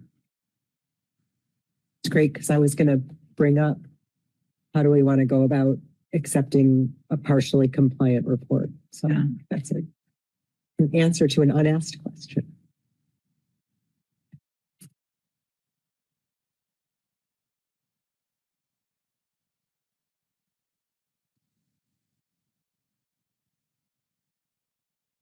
Are you suggesting we don't accept it? No. I think we accept it with a plan, right? There's a plan in there, and we're getting agreed to get an update on those non-compliance items in the fall. Like December 21st. I would say before December 1st. The board leadership will plan the annual agenda, and you'll fit it onto the right meeting. In the fall. See next week. In August. That's fair. Yeah. Right, considering fewer meetings in November and December. Yeah. Probably, a really good idea to get it into the November one. Any other discussion? All in favor of accepting the monitoring report with the asterisk? With the asterisks we just discussed? Aye. Aye. Any opposed? Any abstentions? Right, it comes with asterisk. Thank you. Tara, could I just interrupt for 1 second and ask if Jen and Rebecca, you're more than welcome to hang out, but I know we have an early start tomorrow, so if you want to excuse yourself, you're more than welcome. Thank you. Thank you. Good night. Thanks, Rebecca. I would help your regiment's office. Universal design my daughter now swings at. Okay. Couldn't Like, okay, I get it. All right, now I'll stop. Right. That's right. Well, there's a pause on maybe Edie. Did you need me to sign? No? Did you just okay, great. When you're seat and I took the other. For him, we were out. I'm very happy to be in this position. Oh, very happy. And she's in that position too. Ethan, I forgot. Don't take it personally that we didn't give this. You were elected for the 1-year term, right? The remainder of Gail's term? No, he is. And I this. You won't notice. Yeah. It's not really on the board. Your vote doesn't count either. Let's sit back here. Oh my God, you know how many go? Just Oh, that'd be a nightmare. It's true. Everything's Gotta do it all over. Food. Oh, Got it. Start from the beginning. Back. Getting a little. how Richmond. can have this fatal. Fit. Somehow left. That little tiny spot there. I could sign at 8 o'clock and we're already. Okay. Right, and Susan, I know you've been waiting for I have weeks of stuff. So Just assume we were going to table this. Are we actually going to do it? I wasn't talking. I have my. There's one I can write down that I say I did tonight. I did this. And I left Finding back some words. thing that I did notes on months ago in my. It's just use AI. But those two. It's like. What's this? I was down the road and I was like, I'm not going back We sweet. Went down to the bottom of the pile because it's so long. I'll have a quorum. You can, Everyone, up to you. you go out to the community, you see it. All the power you possess. So nice. You say that too many times, I'm gonna get a little inflated. We are behind schedule this time. Oh, my Go, God. ma'am. Minutes, but who's counting? Who's counting? Someone. Little boy in kindergarten, 5 years old. He's telling me. Okay, I see the cards, and I'm looking for Oh, what? yeah. Was there anything with Kevin on it or? I don't forget it. Oh, Allison and Stu. They're all, Is it a little better? they're all still. All the people who nice. Yeah. Susan? All the 12 and. Oh, Yeah, three. I'm really just. You started to tell me all about it. Susan's amazing. These are all yours, Tara.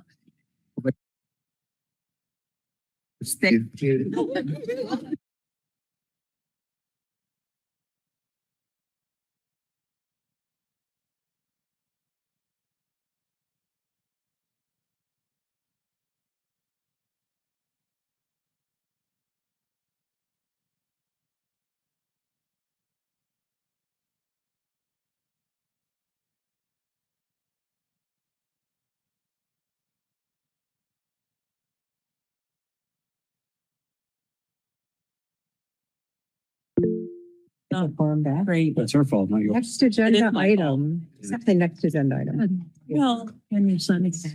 Oh, he's great. everybody needed a breather. Those were some two pretty hefty reports, right? Yeah, the times have changed. Can't you? Very Rule based. Yeah. Right. Okay. You're awesome when you're done. I will take the envelope with the thank yous. They never made that way, and I'll share the chocolate. They never made their way to the center. So being sorted over. Wording that. I finally found one for Kevin. He's None for easy, because I don't want to brag, but I think we were waiting for Edie to get back. early. No, I think it's time for chocolate. Get me through this monitoring report with, or this, city governance. Chocolate. I guess let's bring everybody back. Figure out who that is. If you 5 deep breaths, control. Probably. It's also 8 o'clock. I haven't had supper and I'm getting home. The first time I met him. Wait, that happens too. That works. Bridget, love. Oh, look at that one. It has to eat this. Been made. Oh, I love it. One of the kids wonder what. That's amazing. We had him today. I'm sure. Don't. This one means so much because we have been in the family. Someone clearly knew, yeah. Oh, that's really nice. That's nice artwork. I'm Good done. night. Hi. Right. In private go. Yes, we just moved up a couple of years ago from New York. So the church was on Long Island. No, but I think you're regretting your nomination. I don't know how to take over the meeting. Number of books. He does. Again, we're back at Center, so let's pull out our homework I'll get Elmer. and discuss our policy governance. Our policy governance homework that we've been pushing off for 3 months. Let's do it. Let's do My it. 2 cards. And John, you very kindly put together discussion questions that we could all. That's where I did my homework. I wrote all my notes in there.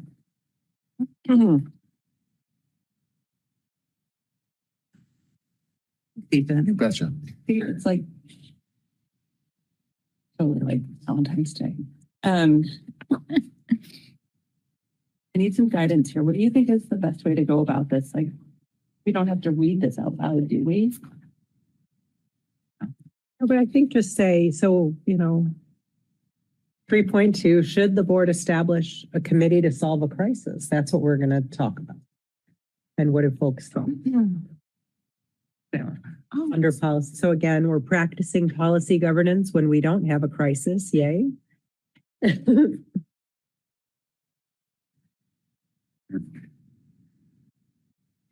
Erased it.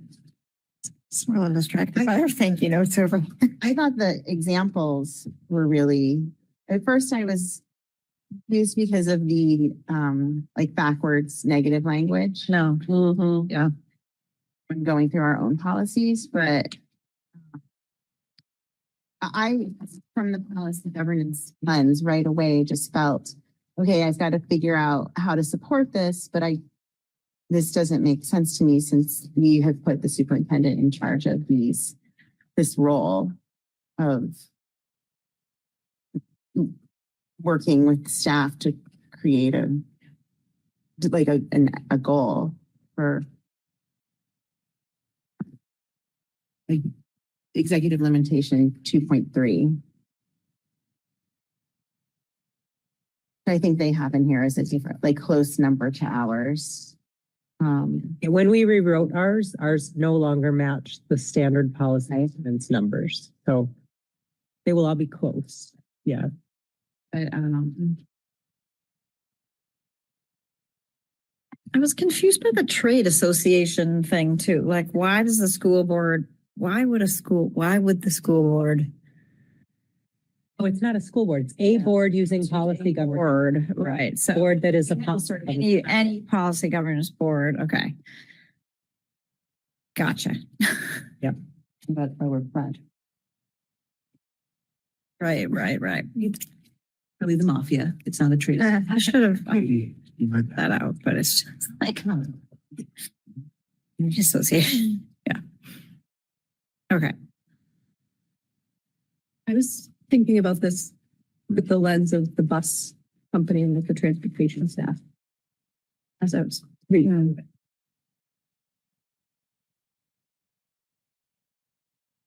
Like an actual crisis that Right. Yeah. It just felt timely. it's a good idea. What if it was a superintendent's association? What if it was the school board association? Yeah.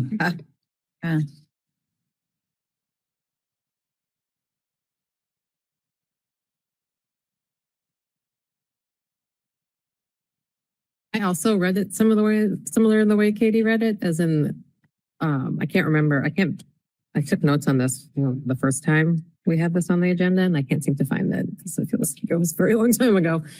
But with the way that we delineate, I took it as we wouldn't be working with the staff unless we created some sort of ad hoc committee that then we allowed staff on. I looked at this is something that they squarely fall under superintendent category. Somewhere in the executive patients. Maybe I saw the scale as read significant differently, but I took this as like there's a 50% drop, like there's a major drop here, and the the nuance of the task force, so like work with staff to develop a business plan. That's definitely superintendent, but there would want to be, I would assume, maybe for us, it's a budget getting voted down by a lot, that if there needs to be if there's severe change in the outlook of the organization, then maybe the ends and some of the ends policies particularly maybe need to be delineated more or spelled out more, that there's an implicit amount of resources behind the ends and a lack of prioritization potentially that would need to be addressed in that case. So to answer the question right now, it's the superintendent's job to do the task force, but the board might need to consider things that hadn't considered in the past that aren't as explicit in policy. Can I piggyback on that? So thinking about that, if there was a crisis, like our budget did get voted down, right? What would the board's role be and what would the superintendent's role be? And like that for me makes it all way more useful because I can take this kind of situation and put it into what works in our world, right? Yeah. So our finance committee would have a role. Our superintendent and staff would have a big role, right? And so our board's role would be what number of budget increase can the community support, and helping to figure that out while the superintendent and their staff work to figure out what number they can support students with and what kind of cuts would be necessary, right? And so we'd have to work in tandem on the same problem and come together to present it to the community. And I think that's like the value of these things is like, where does our job end and where does our job, what is, yeah. So, but I appreciate that. And you just totally triggered that for me when you were saying that. Because I think every one of us was like, we wouldn't make a task force for that, right? Like, Right. and just dismissed it and like, okay, but how do we make it make sense for us and what?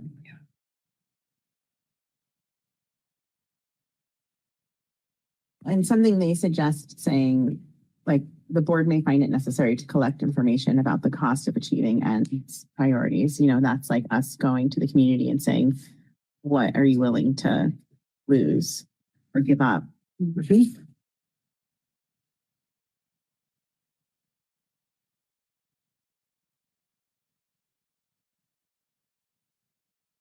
What is the board willing to negotiate or renegotiate?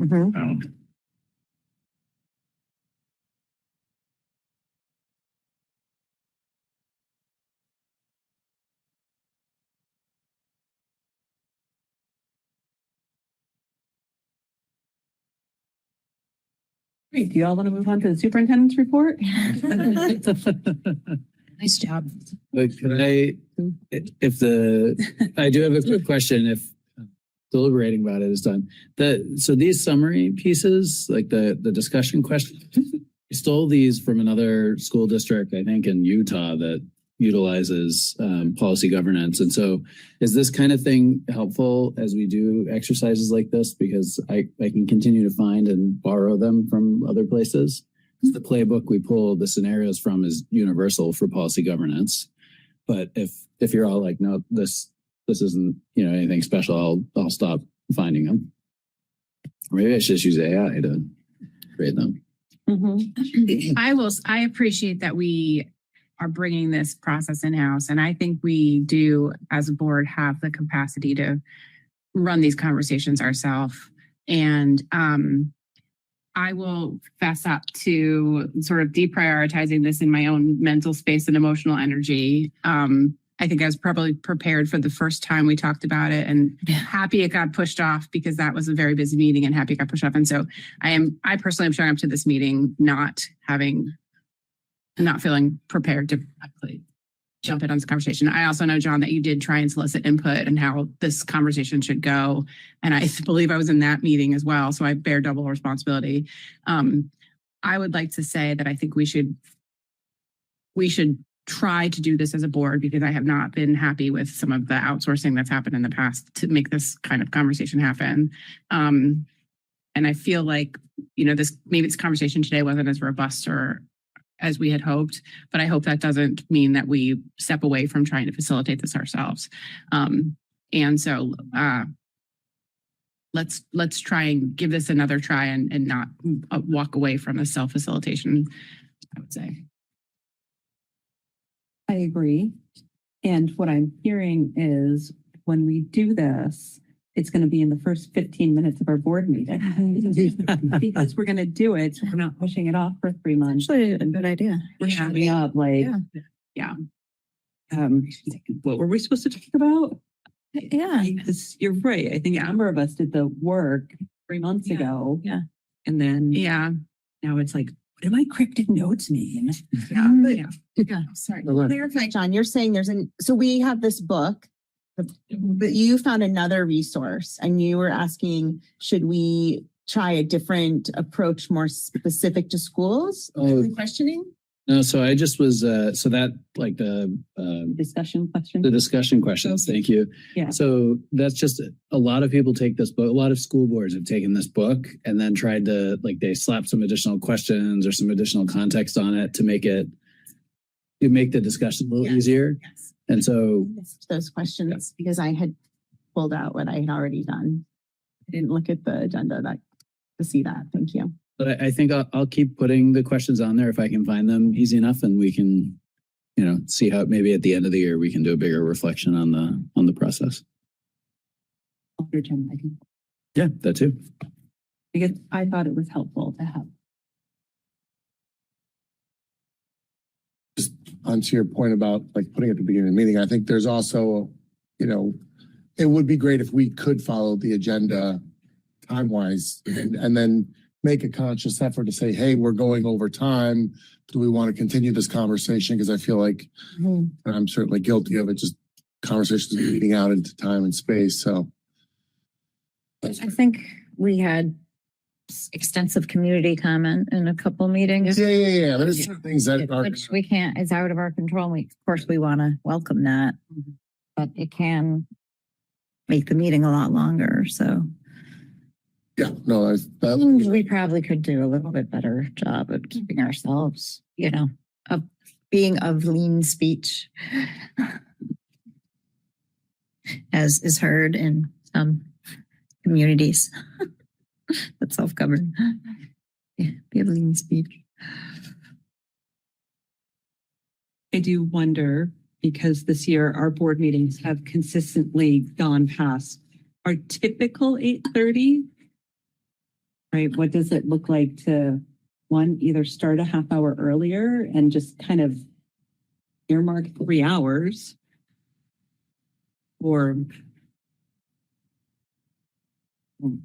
I wonder, knowing this year, we've certainly seen more longer meetings than we have, whether it's because of community comment or discussion we're having. So I also don't want to squash anything. It's a delicate balance. Good. Yeah. All for starting earlier. You have to be. Because I fade at like before you change. same. I fade meeting around 8:30. I would prefer to start earlier. Great. You said you agreed. You can't have this position, Kevin. first 3 meetings to do the start. 3 meetings, not 3 years. 3 meetings? Yeah. Meetings, not 3 years. Trial period. Meetings before we make a change. Okay, so starting in September. In the fall. Kevin could be here at 5:45. Well, maybe we could brainstorm, just kind of ponder that, each of us individually. Sit it out loud, let it sit for. Yeah, let it sit and let's keep talking about it, because there's probably a number of different approaches we could take. I welcome feedback if you want to email me or call. Call because I'm not often at home. Superintendent? Yeah. Okay. The floor is yours. Thank you. So, the big news is the budget passed by a huge margin, and that is wonderful. And it was wonderful to see some of the election officials in the room. It was a pleasure to work with them. We had a couple hiccups that we all worked together to iron out, which was great. One of them is the second item actually on the superintendent's report. So I've actually never encountered this before, but the Secretary of State's office says it's extremely common. So that made me feel a little bit better, but we had a printing error on the original ballot shipment that came. And so the key information was correct. So it's not materially defective is what the Secretary of State's office said. But there was a reference to the incorrect financial year on the ballot language, so it didn't perfectly match the warrant. So if you got an absentee ballot, you would have received that ballot with the incorrect reference on it. We were able to get, that's true. Or if you voted in Richmond, I can explain that. So both. I voted absentee in Richmond. yeah. Before you navigated the decision. So we were able to get emergency ballots, which I also didn't know was a thing, delivered.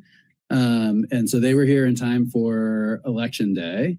And we worked with all the town clerks and the boards of civil authority to so basically the defective ballots were given out for absentee ballots on Election Day. The plan was that the correct ballots would be used. That plan went off without a hitch, except in Richmond, for some reason, the new ballots didn't make it to the poll. So I'm not sure what happened there, but that's okay because legally we are required as a merged district to commingle all our ballots anyway. So we were not able to separate the any of the ballots based on the language that they had on them. So they all got put together into one giant ballot count. So your attorney and also the Secretary of State's office has weighed in and says they both agree that it's not material. It did not materially interfere with people's ability to make an educated decision on the vote. But what is required is actually for a board meeting to be warned and for you to have what is called a validation vote, where someone will move that we affirm the language that was in the warning and approve the vote as it was. I have specific language that I can share from the attorney. And then you can discuss whether or not you feel like it was a material interference or not, and then vote as to whether or not we accept the results of the election. So in talking with Tara and Edie about that, we've tentatively scheduled that for the start of the board training in March. So at 6 p.m. we'll have a board meeting where that would hopefully be the only agenda item and of substance, and we can have that vote done. There's not as much on my update this month, and I'm not really going to be able to cut anything out. I'm sorry. In terms of my verbal explanation, the state accountability update. So this is, honestly been an unfortunate distraction. But in working with the Agency of Education, we have validated that's too strong. The designation for Brewster Pierce as a CSI school is going to stand. I can confirm that the process as it is articulated was correctly applied. That said, I disagree with that process. And actually, the Secretary of Education testified last week in front of Senate Ed that she disagrees and wants to change the whole process as well because it's misidentifying schools.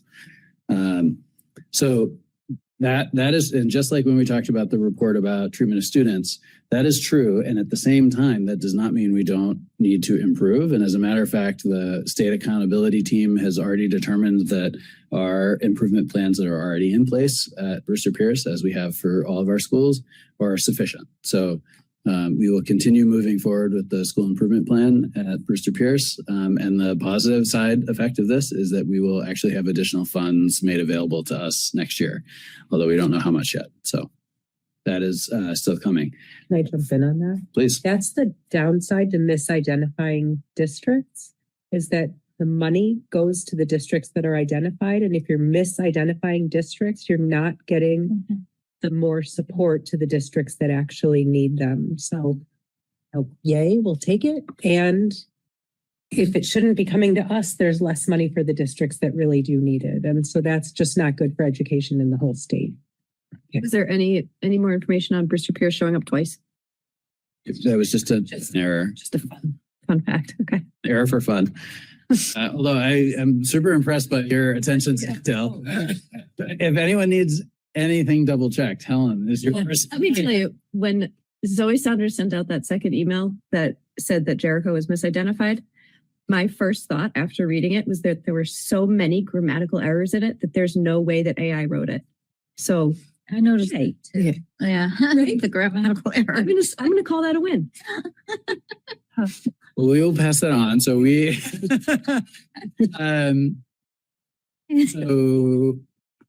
Tara and I guess it's Tara and I now, are going to meet with Zoe and the accountability team just to review. Okay, so Edie and Tara and I are going to meet with Zoe and the team just to review that process. Jericho, you may have noticed that they retracted the report card, the state report card, after all of this played out. And the whole system for equity designations is somehow faulty. And so Jericho has been taken off that list. I will say we continue, as we did earlier tonight, to identify those equity gaps as key pieces for us to address. And so we'll keep working on it. And we're just hopeful that this process can get cleaned up for all of us. I will also share Michelle, the principal at Brewster Pierce, and I are meeting. So she's meeting with teachers tomorrow to begin kind of just the conversation about this being official now. And then we'll have a meeting at the end of the month where we invite parents and community members too, if they'd like to come in and talk about not just the designation, but it also feels appropriate to go a little deeper into our school improvement plan with them, just so they understand the work that's happening. Can you, or Helen, can you let us all know when that is? Because it would be really helpful for all of us to be able to speak to that and what our messaging and. Happy to. Ton of state champs. Basketball. Sorry. It does look, am I right that on the actual overall report card, the overall performance rating by district, we're one of 2 in the state that is both improving and meeting the rating? So, yes, and I guess I shouldn't hesitate to celebrate that, but yeah. So in terms of all data is right, which we know. In terms of district performance, so us and Lincoln, which I think is 36 kids, is that the right number that's in there? 36. 30. Yep. So, I think the smallest school district in the state and then us are the only 2 districts that have the top district rating or designation. And so that is totally worth celebrating. Good catch. All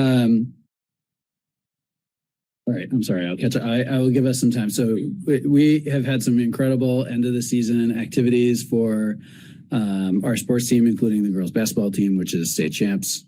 Really fantastic. Act 72. So we had our original policy conversation about device-free schools. We had a robust conversation. I took a lot of notes and have feedback. I'm working with the admin team on the development of a draft policy and procedures for you all to look at. We also have a survey going out to parents and faculty and staff just to get feedback from them. So I'm looking forward to that. I did share a link of the draft school calendar with you all. And this one, there are a few, what I will call mild departures. Well, yeah. Don't touch the calendar. I'll be honest with you, if there's one thing I did not want to do this year is make a change to the calendar. Regionally, we have agreements around the tech center calendar that we have to adhere to. And we have historically not adhered to all of those agreements.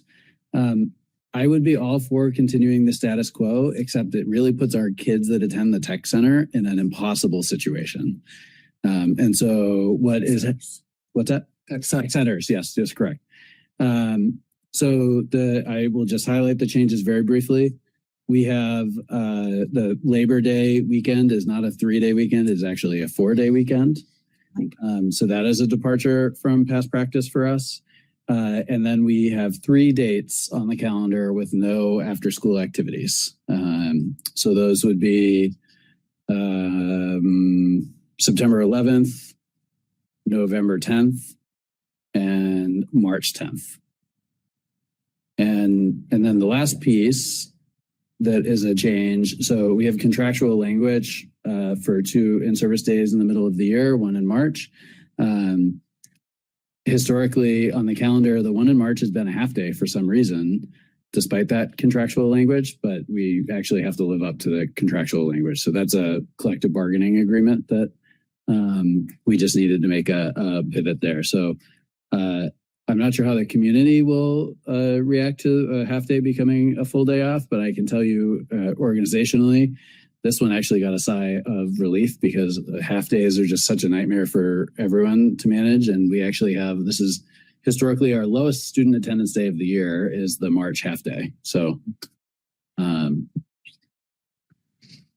rundown on the calendar. I'm sure that there'll be community feedback. So I'm writing about it in the district happenings that's going out so that hopefully people have access to the same information I gave you. Can you talk about, I think this is new, no after school activities. There's a few religious based holidays in here that no after school activities. I don't believe we've made that move before and in recognition of. So we've been doing it for a few years. Was okay. I didn't realize that. So It's an interesting choice. In previous years, so when the calendar for this year was released, these dates weren't marked. Okay. In previous years, they were marked. Okay. So we corrected at the start of this year and notified teams that we would. Okay, I have the original. Honoring the as agreement. well, I think. And I've been like, oh, I wonder why that's a half day. I didn't realize it was, okay. I wonder, I mean, are we really doing anything for families that celebrate those holidays if we're holding school, but not? It's like kind of a half gesture to me a little bit. I don't know. Those are not holidays that I participate in. So I don't know if it makes it easier to go to services or something, if it's a half day. I mean, if there's no after school activities, I can tell you it would have been a huge relief in my home. It would have, yeah. Okay. Well, it Yeah. means at least like you don't have a game if you're on the soccer team. Yeah. You don't have a soccer game. Yeah. So you don't have to miss. It would have made a huge. Okay. So it's showing some better than respect and nothing. appreciation. Okay. Yeah. That's good. And I will also say, if everything goes according to plan, this will be the last time that I present a calendar to you, because supposedly next year it will be a statewide calendar. Yay. Oh, Maybe. Well, I don't know if I should say yeah. yet. Yeah. It's too good if it was. Just out of curiosity, like because this is not just a Chittenden County calendar, right? Like it's Franklin, Chittenden, and Addison. Yes. Grand Isle. And Grand Grand Isle. Isle, Thank you. We're one of the few districts that still hold on to that Monday, Tuesday for town meeting. There's a handful. Yep. Like, and I don't know why. Yep. Because I'm all about getting voting out of our school and putting it back in the town center. Or someplace else where, like, I feel like we close the school deliberately so that people can come and have a town meeting. And town meetings are becoming a thing of the past. Everybody's doing an Australian ballot. We allow our employees to attend town meeting. Most of them are not during the day on Tuesday anymore. I think that is really changing. Huntington doesn't have another spot. Well, we'll see what the state does next year. Oh, sorry, Lisa. I was gonna say, in some school districts, that's an Election in-service day day. for teachers, so November. they're in the school showing the That's teachers teach, yeah, so you put forth the budget. So it's not necessarily, it's not a school day for students, but it is a in-service day for staff. It's always been more complicated because we have 5 towns that do things formally different ways. Yeah. Per district. And is there a reason why we'd be weighing in on specific days or not? That really our purview. No, So, but I felt like I could give my opinion. So you've all elected me. I love giving opinions. Don't Yeah, we'll have the same breaks as all the schools in those other counties. Right, in the 4 counties. Right, because like we haven't always had the same. we're completely aligned. Okay. The only pieces that might not be in alignment are beginning of the year and end of the year in service for staff. Okay. Half days. So that is true. So Burlington and Winooski in particular have some half days around some holidays that won't impact us like directly. We won't have those, but that's a potential conflict. And then the early release day, so the original language around this regional agreement was that early release days were at the purview of each district. That each district has different lengths of half day to partial day early release days. And so that's the other place where we're not in alignment. That greatly impacts the tech centers. Yes. And then just thinking current calendar, I know we've had 2 weather days? Are those going to get added on? Because I think that's something we need to start communicating now. So the calendar, Nora does a great job of keeping the calendar on the website updated. So that's accurate. Okay. And then I'm always very skittish around when we feel like we can draw that line. Early March. In this weekend. Yeah. in districts happenings, when I talk about the calendar, I'll also be discussing the end of the year. So okay. Yeah. I know that it's being updated continuously. I feel like that's kind of new. I was noting on this calendar that there's only room for 3 snow days before you go to before Juneteenth, which is what we've said as a district is going to be the last day. We will never have school on that day or later. So yeah, I mean, if I'm being honest, the 4-day Labor Day weekend kind of kills us, but explain again why that happened? So replace 4 days, 5 days is a really nice on-ramp for students, and especially the really young students, and the right people were in the room to advocate for it for this calendar. Oh, Gave their opinion.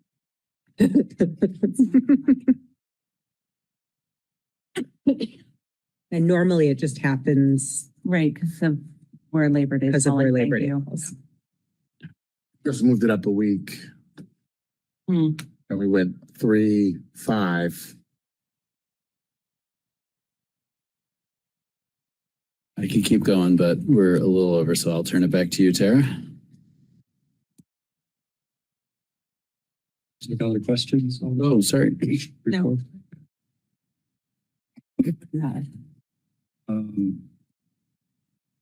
I was on the ballot validation. Do you know why it happened?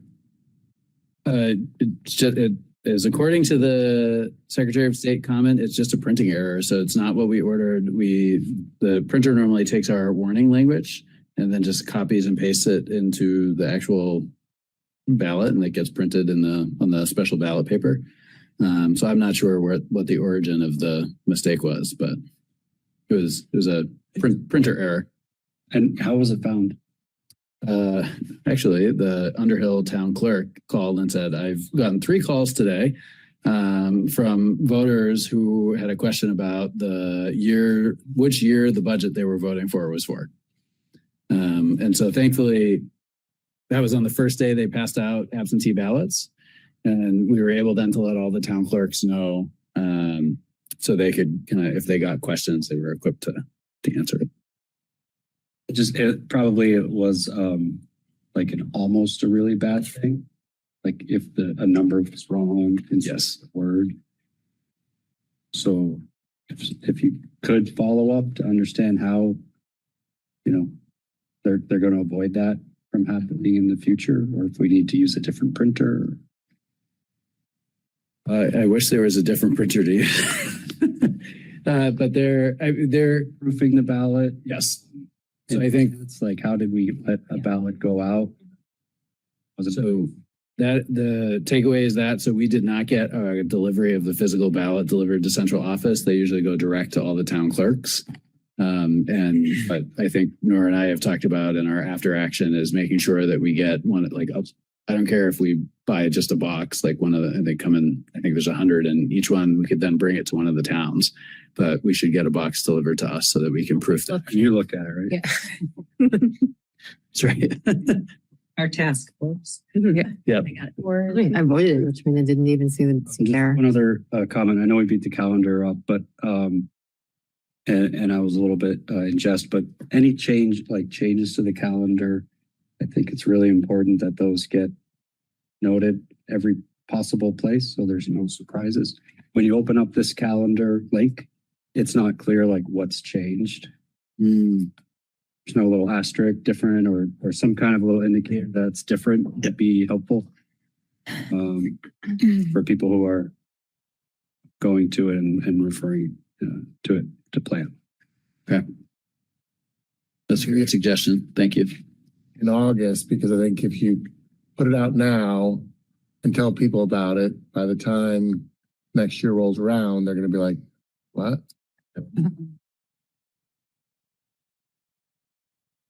We really want to get into how they.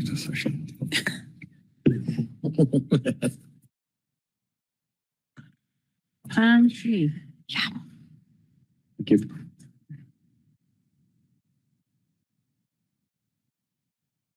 Ready to move on to the teacher collective bargaining agreement? You bet. Yes. Right. So this is coming as expected motion from the HR committee. John, do you want to give the highlights of this collective agreement? So this is unique because actually you've all already voted on this already. So we started very early with the negotiation with the Teachers Association, landed on a 3-year tentative agreement. You may remember the main highlight is that the association agreed to backload the increases because we knew already in the fall that we were going to have a very difficult financial year next year as we carried forward the shortfall from this year. It's a 3-year agreement. It's a 4%, 5.5%, 6% increase. And there's minimal contract language that was changed. So the two big changes, or the two changes, are around aligning the language for how we pay teachers for giving up a prep to cover classes. So that is a similar approach across all levels. And then moving up the retirement deadline so that teachers who are getting that payment to give us advance notice of their retirement are doing it early enough so that we can actually use that information in the development of the budget.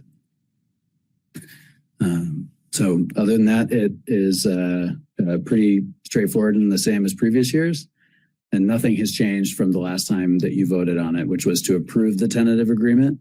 And just procedurally, it might be worth noting, we only did that because the association felt like they were taking a big risk agreeing to the structure being the way that it was.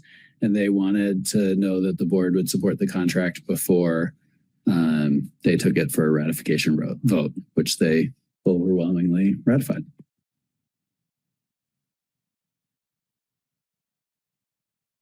Correct me if I'm wrong. If there are things we want to discuss about the actual agreement, we have to go into executive session. The agreement right now is public. If we want to talk about anything that led us into those, we should go into executive session. Okay. Yep.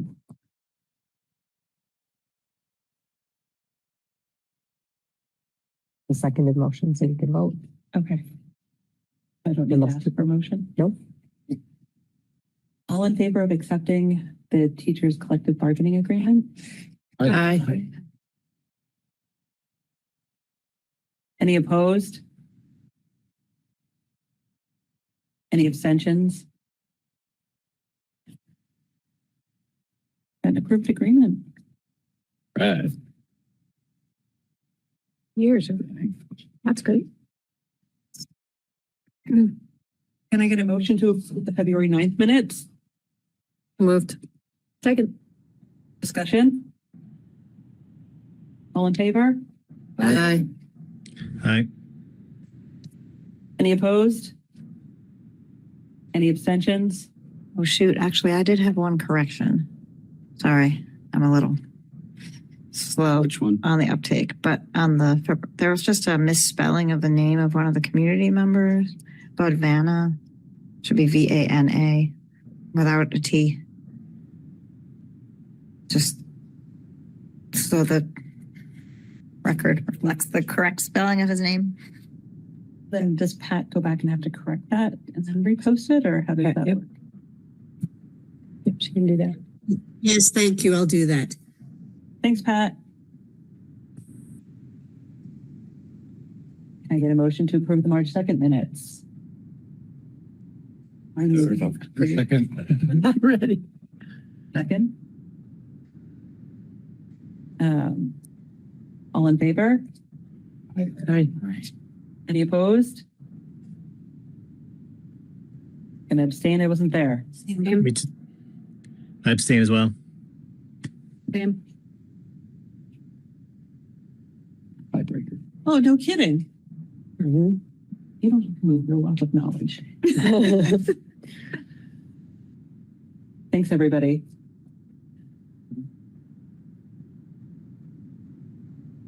All right, now I'm going to get tripped up because it says adjournment, but it's other business. Other business. Below it. Yep, you want to do other business. Before adjournment? Should. Okay. They were just testing you. Now's not the time, definitely. You know, Eddie. Of the executive session. So you'll see under business is a board member reflections, and John, Edie, and I were discussing this the other day because I think it's more of a way to everybody kind of take a moment, look back at what we've just done and discussed, add anything, take anything away. Right, it's more of a reflection rather than bringing new business. Saying of a business in a different way. Let's interpret that in whatever way you want. Not sure if there's anything anyone wants to reflect on or have a further discussion on. It's like a new standing item on our agenda. Yes. Okay. Yes. Unless I take that away. Ethan looks confused. No, that's not the emotion that I'm feeling. God, we're on time. Why aren't we getting this?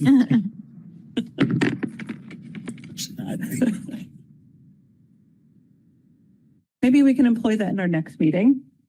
Committee updates. Are you in the round? You got anything? No meeting. No meeting. The SBA, we meet on Wednesday.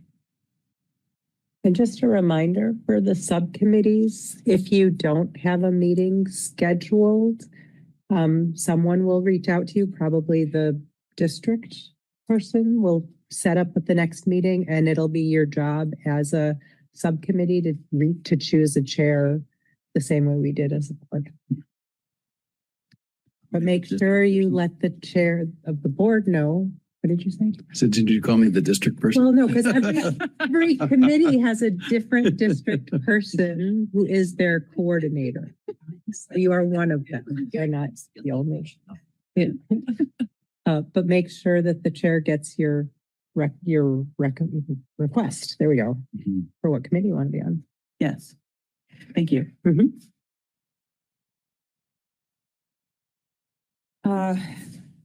The training on the 23rd, more information forthcoming. I don't think we've actually decided what we're doing. Because I think it's supposed to be more policy governance related. So super fun time. We'll do, it'll be a 6 o'clock start because we'll do the election validation vote. And then we'll have 2 meetings in April, which I feel like is an anomaly because sometimes with the way the April break falls. Motion to adjourn? I moved. On favor? Aye. Aye.